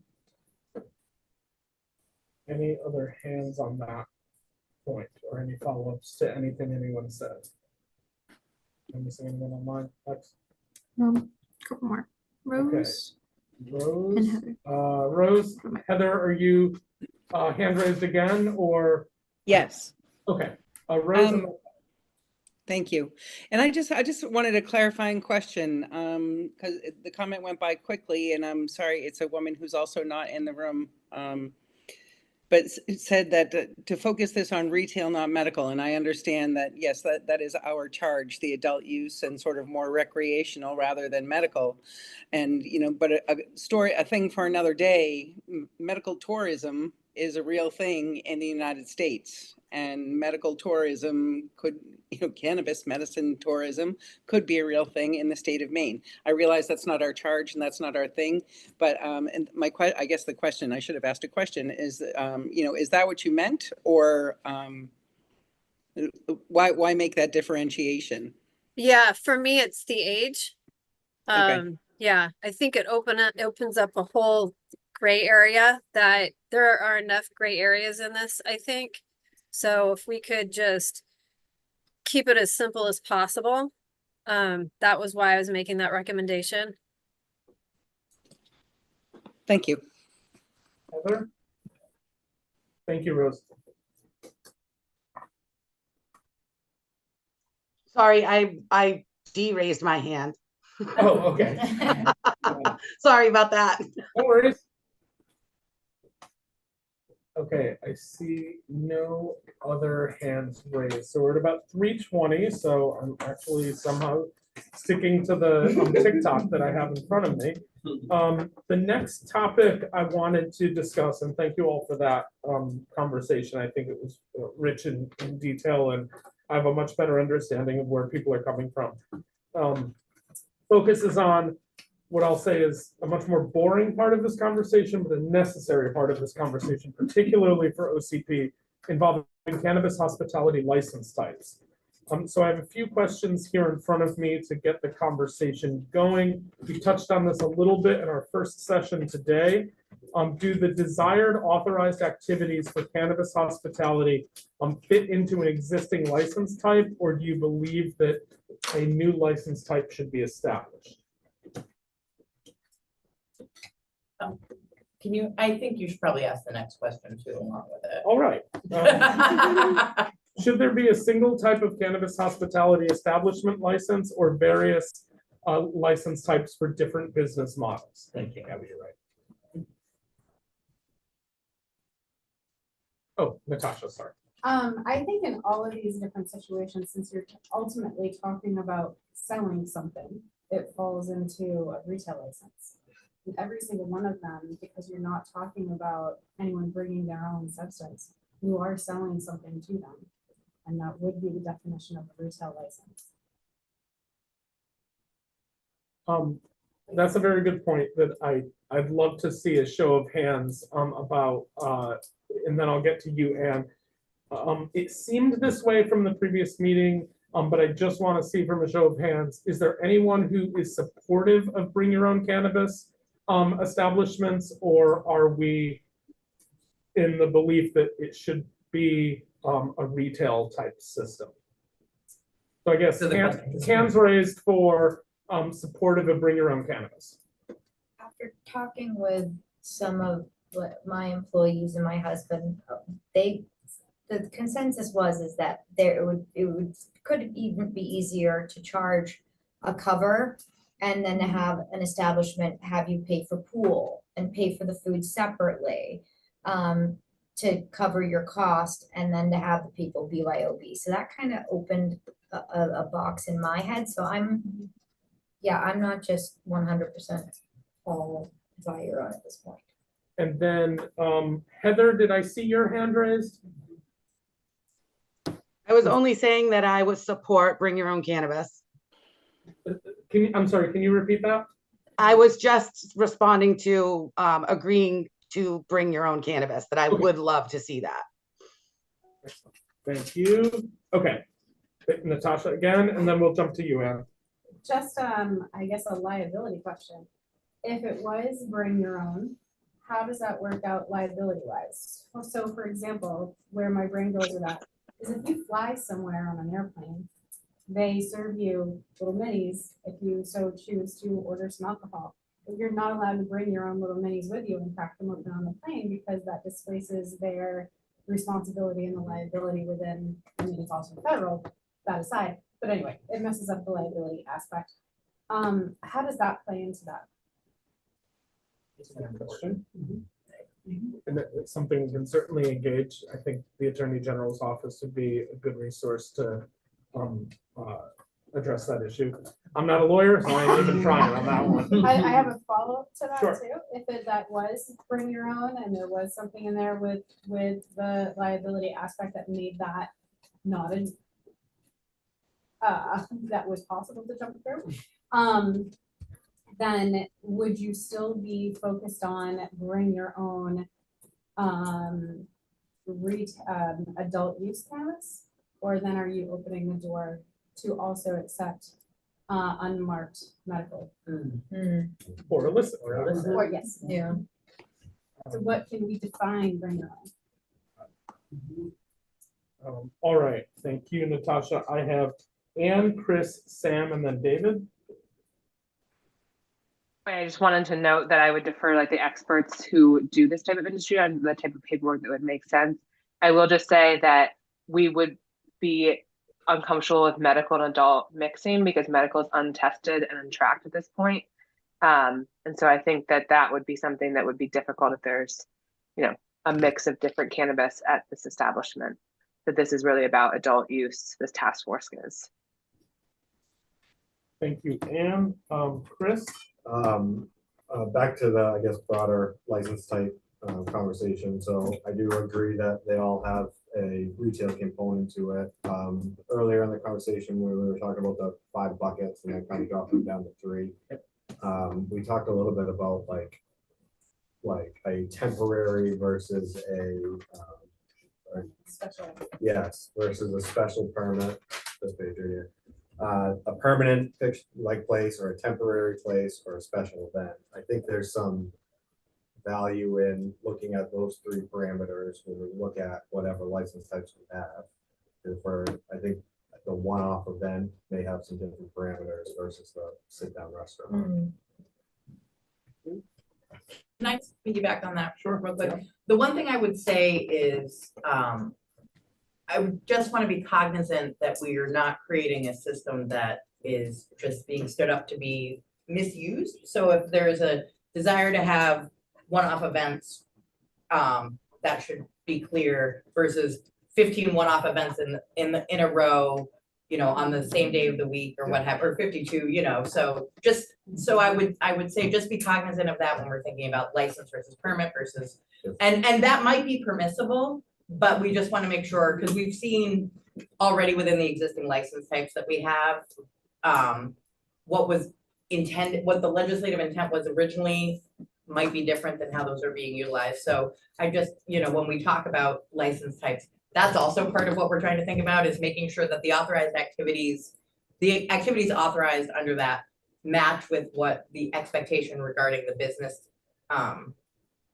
is going forward. And that doesn't mean that there can't be creativity within the bounds of those license types. I just want to be cognizant of the fact that we do, just like we've been talking about the off-site, off-premise sales stuff, what that is now and what that could be might be two different things, so. I guess 5 of those a year. What? Is there a limit on the offsite events or whatever? I'd be offsite happy to sales? touch base with you after. Okay. There are some parameters. Yep. Yeah. Right, Sam, I'm keeping you on deck. Natasha has a quick follow-up here. So that was part of what I was gonna ask you as well, is how many is an establishment allowed to have? Sorry. But Yes, the yeah. reason why I'm asking that is because as a liquor store, Yeah. to use that as an example, you can apply to the state to host a wine tasting or even now a spirits tasting. And I think that those are events are limited to 10 times a year, I think, essentially almost once a month. So that's where my questioning is coming from, because even though cannabis and alcohol are different, there are some similarities as far as 21 plus and under the influence. So there's no limit on the number of events, but what you can apply for a permit for is a specified event, which will either be 10 consecutive days or 10 occurrences in duration. So if you've got like And how 10 occurrences, calendar year. okay. So that's similar to the. But again, you could apply for another permit. It would just be a separate permit, so. So you could do 10 months of the year under one permit, one event per month, and then get a second permit to get your last 2 months of the year and carry you into the next. So it's not like so you couldn't apply for 10 permits and do 100 events a year. It really comes down to the definition of specified event, which is an event that occurs outside the licensed premises of a cannabis store that is not conducted primarily for the benefit or enjoyment of individuals under 21 years of age, and that is not more than 10 consecutive days in duration or 10 occurrences in duration. For the purposes of the subsection, occurrence means an event less than 24 hours in duration that occurs during the same calendar year as another occurrence. So if I wanted to do 100 pop-ups, I could. I'm not gonna give you legal advice. All right, I have Sam, then David, then Rose. Sorry. Yeah, so addressing those two different questions, first of which, does this fit into an existing license type or would it be a new license type? Theoretically, it could work as some kind of endorsement on a retail license, but I think there are some issues with that. I know we just did some changes to certain provisions in there saying I think now minors are allowed in a retail facility as long as they're with a adult, just kind of like they are with liquor stores. So that would pose a problem. And I'm not sure if it really would be much easier to regulate that way versus just having its own license. And in my previous work, I've done, some kind of comparative analysis of different social consumption licensing schemes. And I know at least Colorado and Nevada, I want to say a large majority of states do have social consumption or hospitality, whatever they call it, as its own license type. And I think it is generally easier to regulate that way, but it could be one that is then effectively co-located with another. So other folks have talked about if you want to have at a grow, also a social consumption space and have it be sort of like the winery kind of idea where you can tour and then, sample products that they've made there. I would have no problem at all saying, okay, you get a social consumption license, you have a grow license, they're at the same address, you have to comply with the regulations for each of them. But I think that's the easiest way to do it, rather than saying, you have to be a retailer, because then that kind of brings a lot of baggage, for lack of a better word, from the retail regulations that we'd have to then kind of work around, kind of starting from scratch, I think is a little easier. And then the second question, should there be a single type of establishment license or various types? I think different types are the easiest, but I, of course, am hesitant to, go too far into having like 15 license types and getting too complicated with it. I like some of the previous ideas that we talked about at the top of the call with, kind of narrowing it down to a few different categories. And there's a few different ways we could look at it. We could have it be, okay, is it an indoor license or an outdoor license? Those can be regulated differently. We could say method of consumption. Okay, is it an inhalation license or an edibles license? We can split it up a few different ways, but I think keeping the number of licenses to like 5 or lower is ideal. Thank you, Sam. David, you've been waiting patiently. Then I have Rose, Lexi, and Natasha.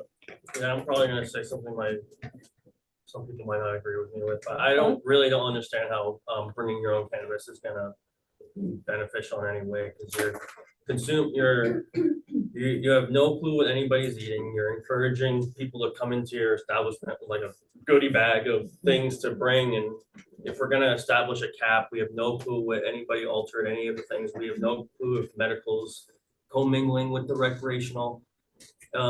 You also have no clue what anyone's eating, or you have no control over anything. We're trying to establish control, right? We're trying to establish impairment, and you're basically taking it completely out of your own hands if you're allowing people to come in with their own cannabis. And you're also encouraging, we're trying to benefit businesses and things like this. You're encouraging your customers and the public to go source elsewhere. So you're kind of just throwing the ball all over the place. You're encouraging people to source elsewhere, and you're also taking the impairment out of your own hands. I'm not sure how a business that's trying to introduce cannabis is going to benefit to people bringing cannabis into their own establishment.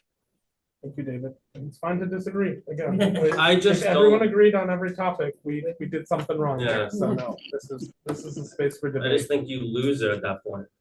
You're not in control of any of it. Thank you, David. Rose? I have Rose, Lexi, Natasha, and Rochelle. Thank you. And I agree with that. Was just David who spoke. Yeah, I mean, anywhere you go, a restaurant, ice cream place, you don't bring your own stuff. It's there so you can purchase on site, purchase and consume on site. I would 100% be in support of that. No BYO, unless I mean. Yeah, I don't know. Like, places where people presently bring their own, they might continue doing that. But I don't, in terms of a business, I would not support that. And in terms of the licensing, again, what I heard Sam say is, and I wonder if it's a both and, but that licensing, and getting a hospitality endorsement for somebody who is already licensed to grow and trade in cannabis.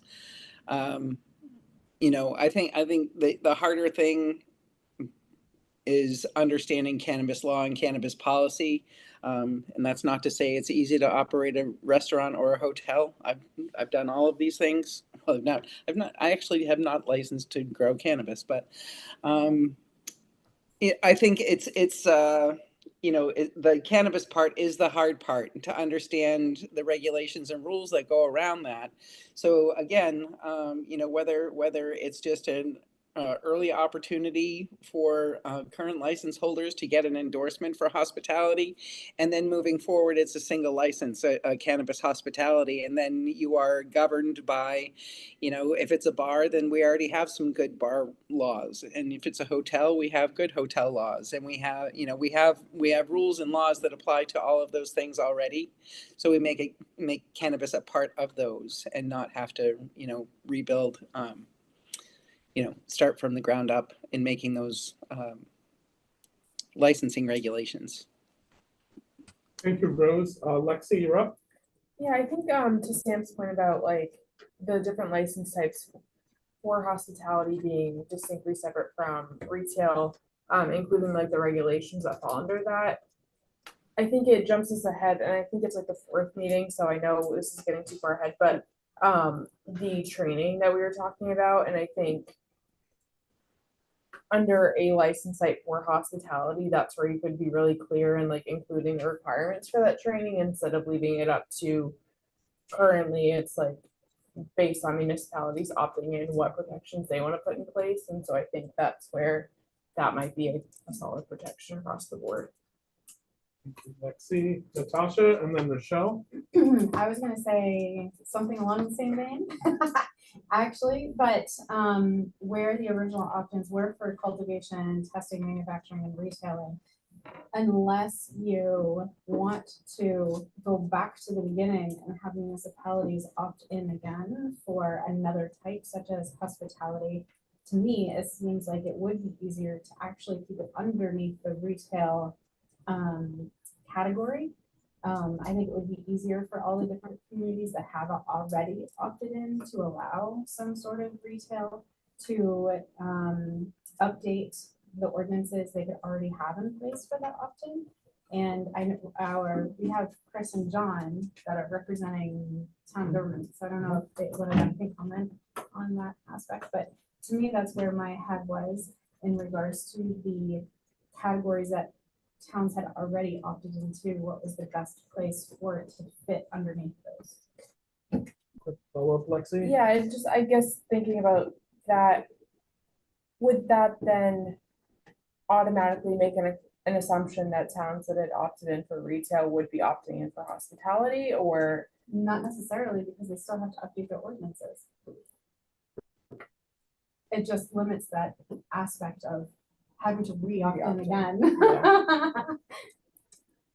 Chris or John, before we jump to Rochelle, I want to give you an opportunity to respond to Natasha's question.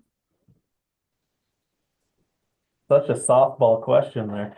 Yeah, the opt-in piece, it's a good one. It's it's tough because of that whole fair and consistent approach and trying to fit it in with zoning. And I know for like the town of Wyndham, for example, it was quite a process, with that opting in and, very challenging for businesses to go in. So, right off the bat, I'm just thinking how much that would restrict it down to just a couple entities within municipalities, versus opening up a license type at the state level and,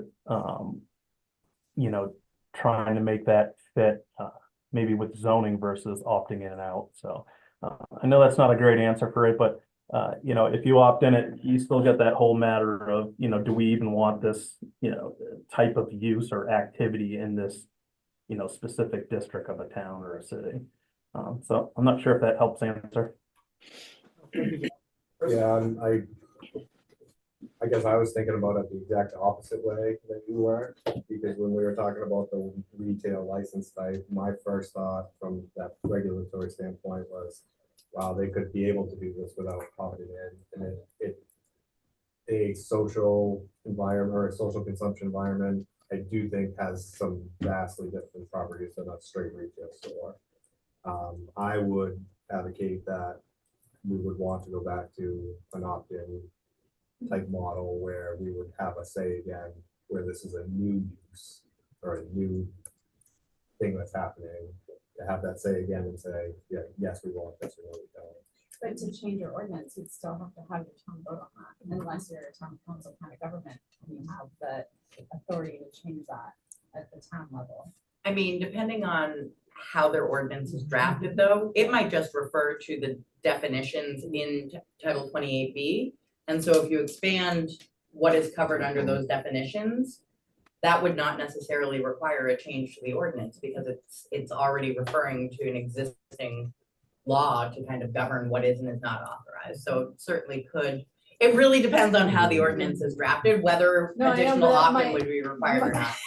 My big eyes there is like, I would hope that any municipality that opted in put in their own spin and their own, no? You wouldn't necessarily want Majority that of the because you want everybody talking about the same kind of establishment types. Now that said, local authorization is part of our agenda for the next meeting. So this is a good way to whet the appetite and get people thinking about this issue, because we're going to do a deep dive into it in a couple of weeks. But I appreciate you bringing it up, Natasha, and thanks, Chris and John, for your input. Got Rochelle next. Is that hand raised? Okay. David stretching with hand raises the whole time. So it's throwing me off. No, you're good. Rochelle, you're up. Thank you. Sorry about that. So I did hear a little bit, I had to step away for a little bit, but I did hear the BYOC is coming back up again. And I forget who said that. I think that just opens a door that we don't want to open. I know I wouldn't want to open it as a company. I feel like it would put me in a very liable place. If somebody, and I agree with, I think it was, is it paid? Who was saying it earlier? Somebody was saying that it puts us it will put us in a very challenging place, because you don't know what people have done to it. You don't know if it's been modified. You have no idea. And I also feel that that takes away the whole driver behind a lot of us being here to do this is the cannabis tourism, space is could be valued up to, I want to say I read this morning, $7 billion across the US.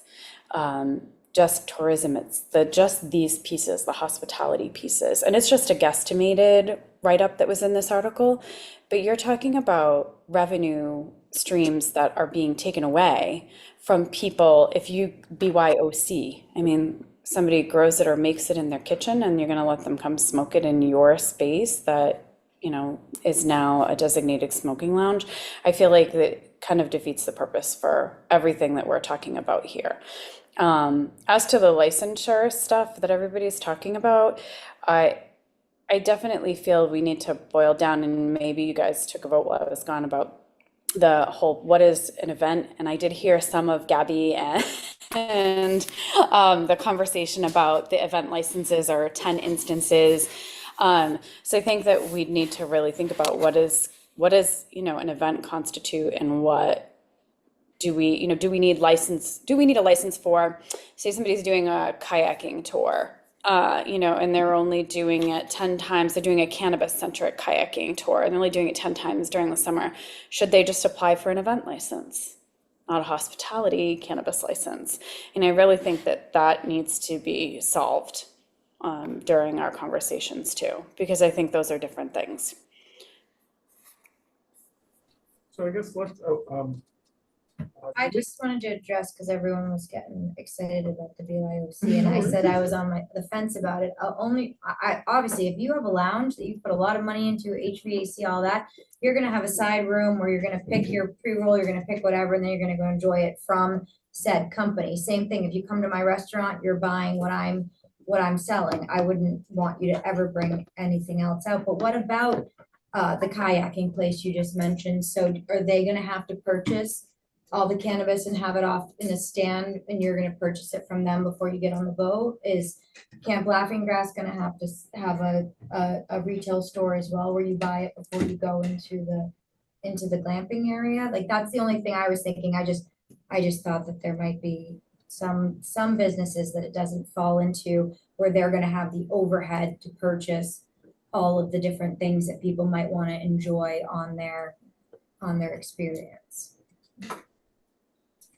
And I do see that perspective. Sorry to jump back in. I definitely understand that, but I think that's where it gives us as cannabis, folks here that are in the business and the industry, the opportunity to kind of build those partnerships with these companies. Now, I wouldn't want to open a kayaking company,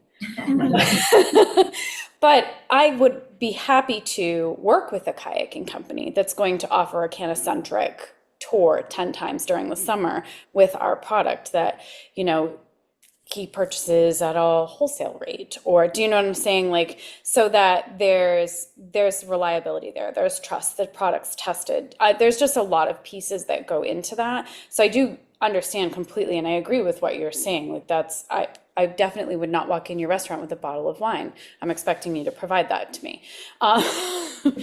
But maybe two after these meetings. Um, but definitely I believe this gives folks in the industry the opportunity to build their relationships, build their networking, build their business brands, their models, their everything, and expand that to provide another revenue stream for folks. Thank you, Rochelle. I have Steve, welcome back from deliveries. I've got Yes, Steve, then Natasha, and then Pablo. So I just want to, with all this talk about like the different licensing and things like that, and events and brick and mortars and all that, these type of hospitality license are only for when a company will be selling cannabis. Because technically, if that's what it is, you don't even need an event license to be a cannabis friendly business. Like you could have a kayaking company and run a kayaking trip that's cannabis friendly that you don't sell cannabis at, that people can bring their own and you don't need a license for. So the BYOC thing is if you want to offer people that, you don't need a license for that. You know? And really if I had a lounge and I wanted to, like, besides the liability, like Rochelle pointed out, which is 100%, right? Because who knows what's in whatever they're bringing. If you wanted to offer a BYOC night out of the week or out of the month, I mean, that's your prerogative as a business owner, right? But if you're not selling cannabis, you don't need a license. You could have a cannabis friendly business, you know, according to the law. You know, if you're following laws and zoning and codes and all that, you don't need this. So it's really only for when we're going to be selling to customers. As far as I'm concerned, it's how I see it. Thank you, Steve. Natasha, then Pablo. So it's kind of building on both what Rochelle said and who's just speaking? Steve. And on what Steve was just saying as far as BYOC, I can see a partnership with other companies existing where they would be cannabis friendly and say, you know, we're in partnership hosting with this other company. You can go purchase your goods there and then bring them to here and we'll host you for this kayaking company. That way, if you're meeting them with the kayaks already laid out at the destination, they're not having to have it outside or then locked up in their vehicle as they take you out on a kayak or something crazy like that. So I can see that partnership working really, really well. However, I disagree that at being a cannabis-friendly business, such as a kayaking company, that you were just talking about not needing a license for that, because where is the individual going to consume?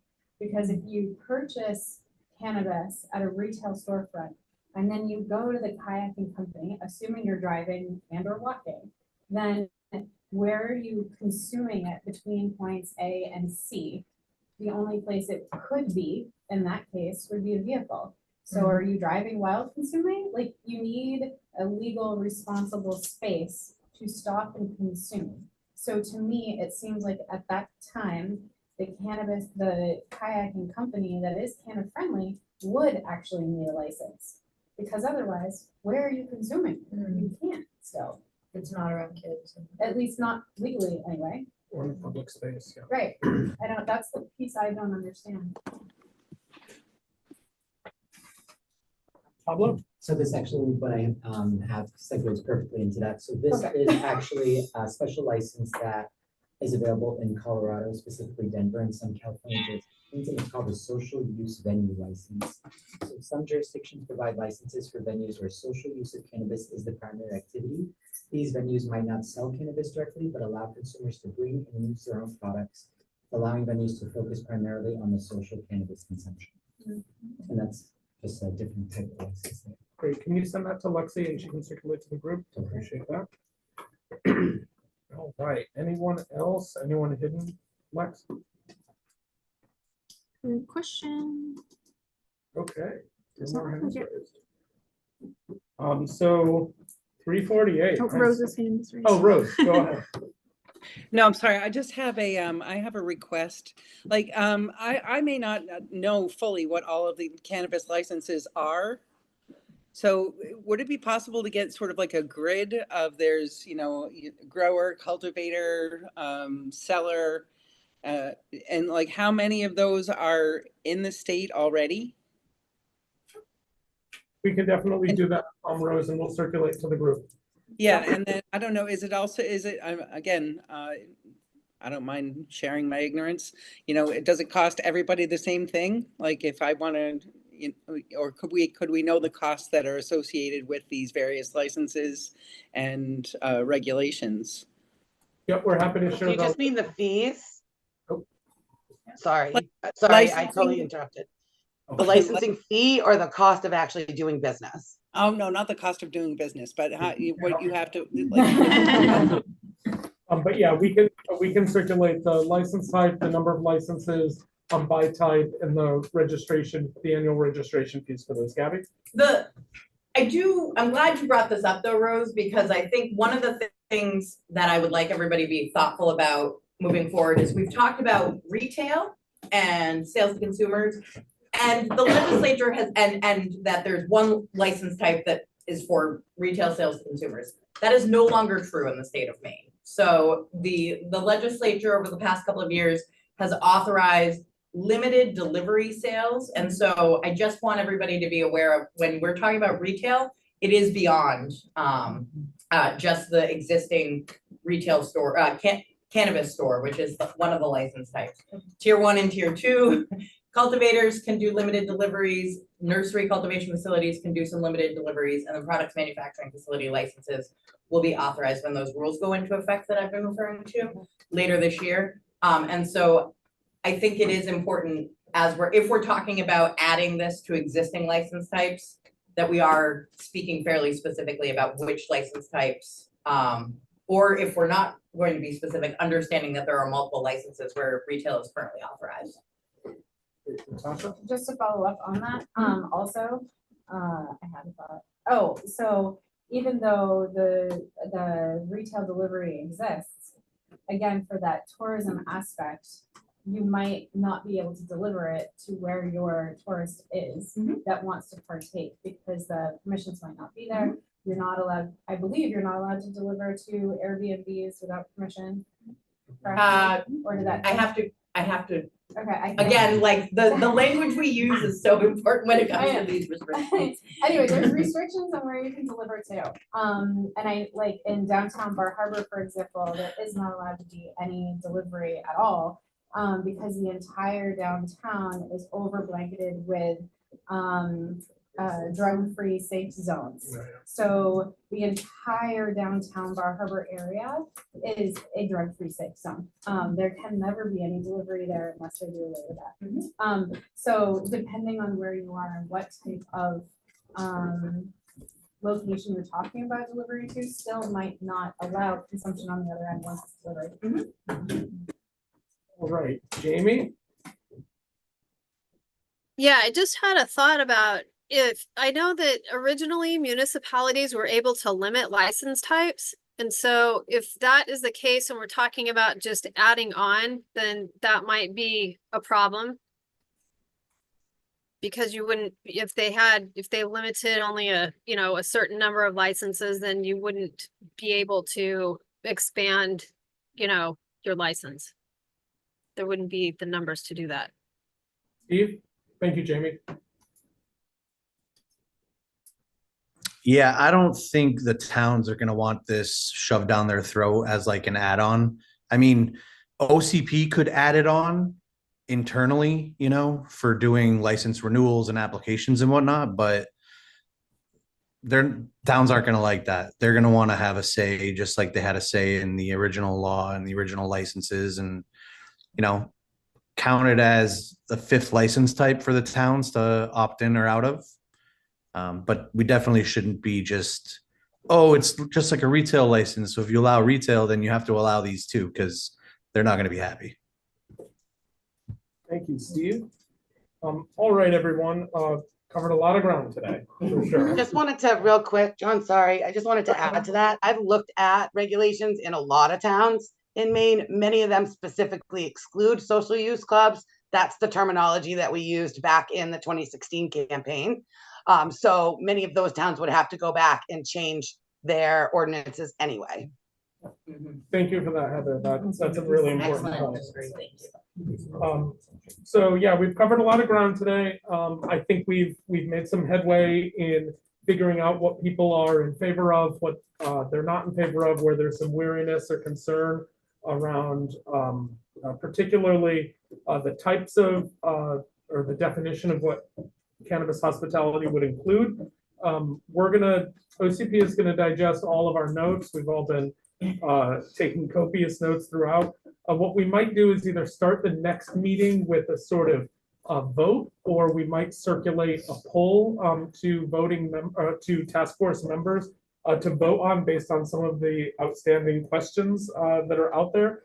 But that will come from Lexi, and so stay tuned on that. Lexi will also circulate some of the materials that were either discussed today, circulated briefly today, or requested. And then just to quickly go over the next two meetings. August 14th will be our third meeting with a focus on viable elements and local control. So we'll look at what other products or services, including food or entertainment, may be offered at cannabis hospitality establishments. Also, local control, including whether municipalities need to opt in or opt out of allowing cannabis hospitality establishments, and how municipalities may or may not regulate an establishment. I'm going to carve a third item in there that we'll start the meeting with, if we can get the Attorney General's office to send Elizabeth over, whether remote or in person, to discuss the particulars of the Indoor Clean Air Act and the Workplace Safety Act as well. The fourth meeting on August 28th will be employee training and other outstanding issues. So we'll talk about the types of training practices and needs for cannabis hospitality establishment employees. And as I noted, any other topics that pop up or that we haven't discussed or that we need to revisit. We'll start having guest speakers in the next meeting, including the Attorney General's office. Hopefully, we'll have Pablo at the next meeting as well.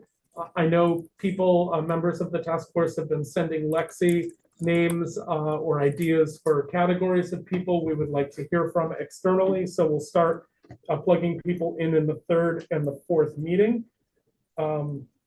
But continue to send those names along as well. It's not that the window has closed on that. I think each of these meetings is churning up a lot and bringing up some answers, but bringing up some questions too. And we have a lot of expertise in this room, but not all the expertise that we need to tackle this. And so those outside experts are going to be essential. Also, pass along any requests to Lexi for additional resources or materials that will be helpful for future meetings. If you guys are anything like me, you're going to go back and reflect on the meeting and realize there were 25 questions you forgot to ask or 25 points you forgot to make. And so any resources or materials that we can help you all with, we're happy to circulate that as best we can find them. And then finally, thank you all for your time today. I really appreciate not only the participation and the substantive conversation, but the mutual respect that each and every one of you are showing each other, even when you're disagreeing on certain points. That type of respect is what makes policymaking a hell of a lot easier for the Office of Cannabis Policy, and certainly makes it a more enjoyable experience for all of you. So thank you so much, and looking forward to seeing you on the 14th. Thank you. Thanks, everyone. Thank you.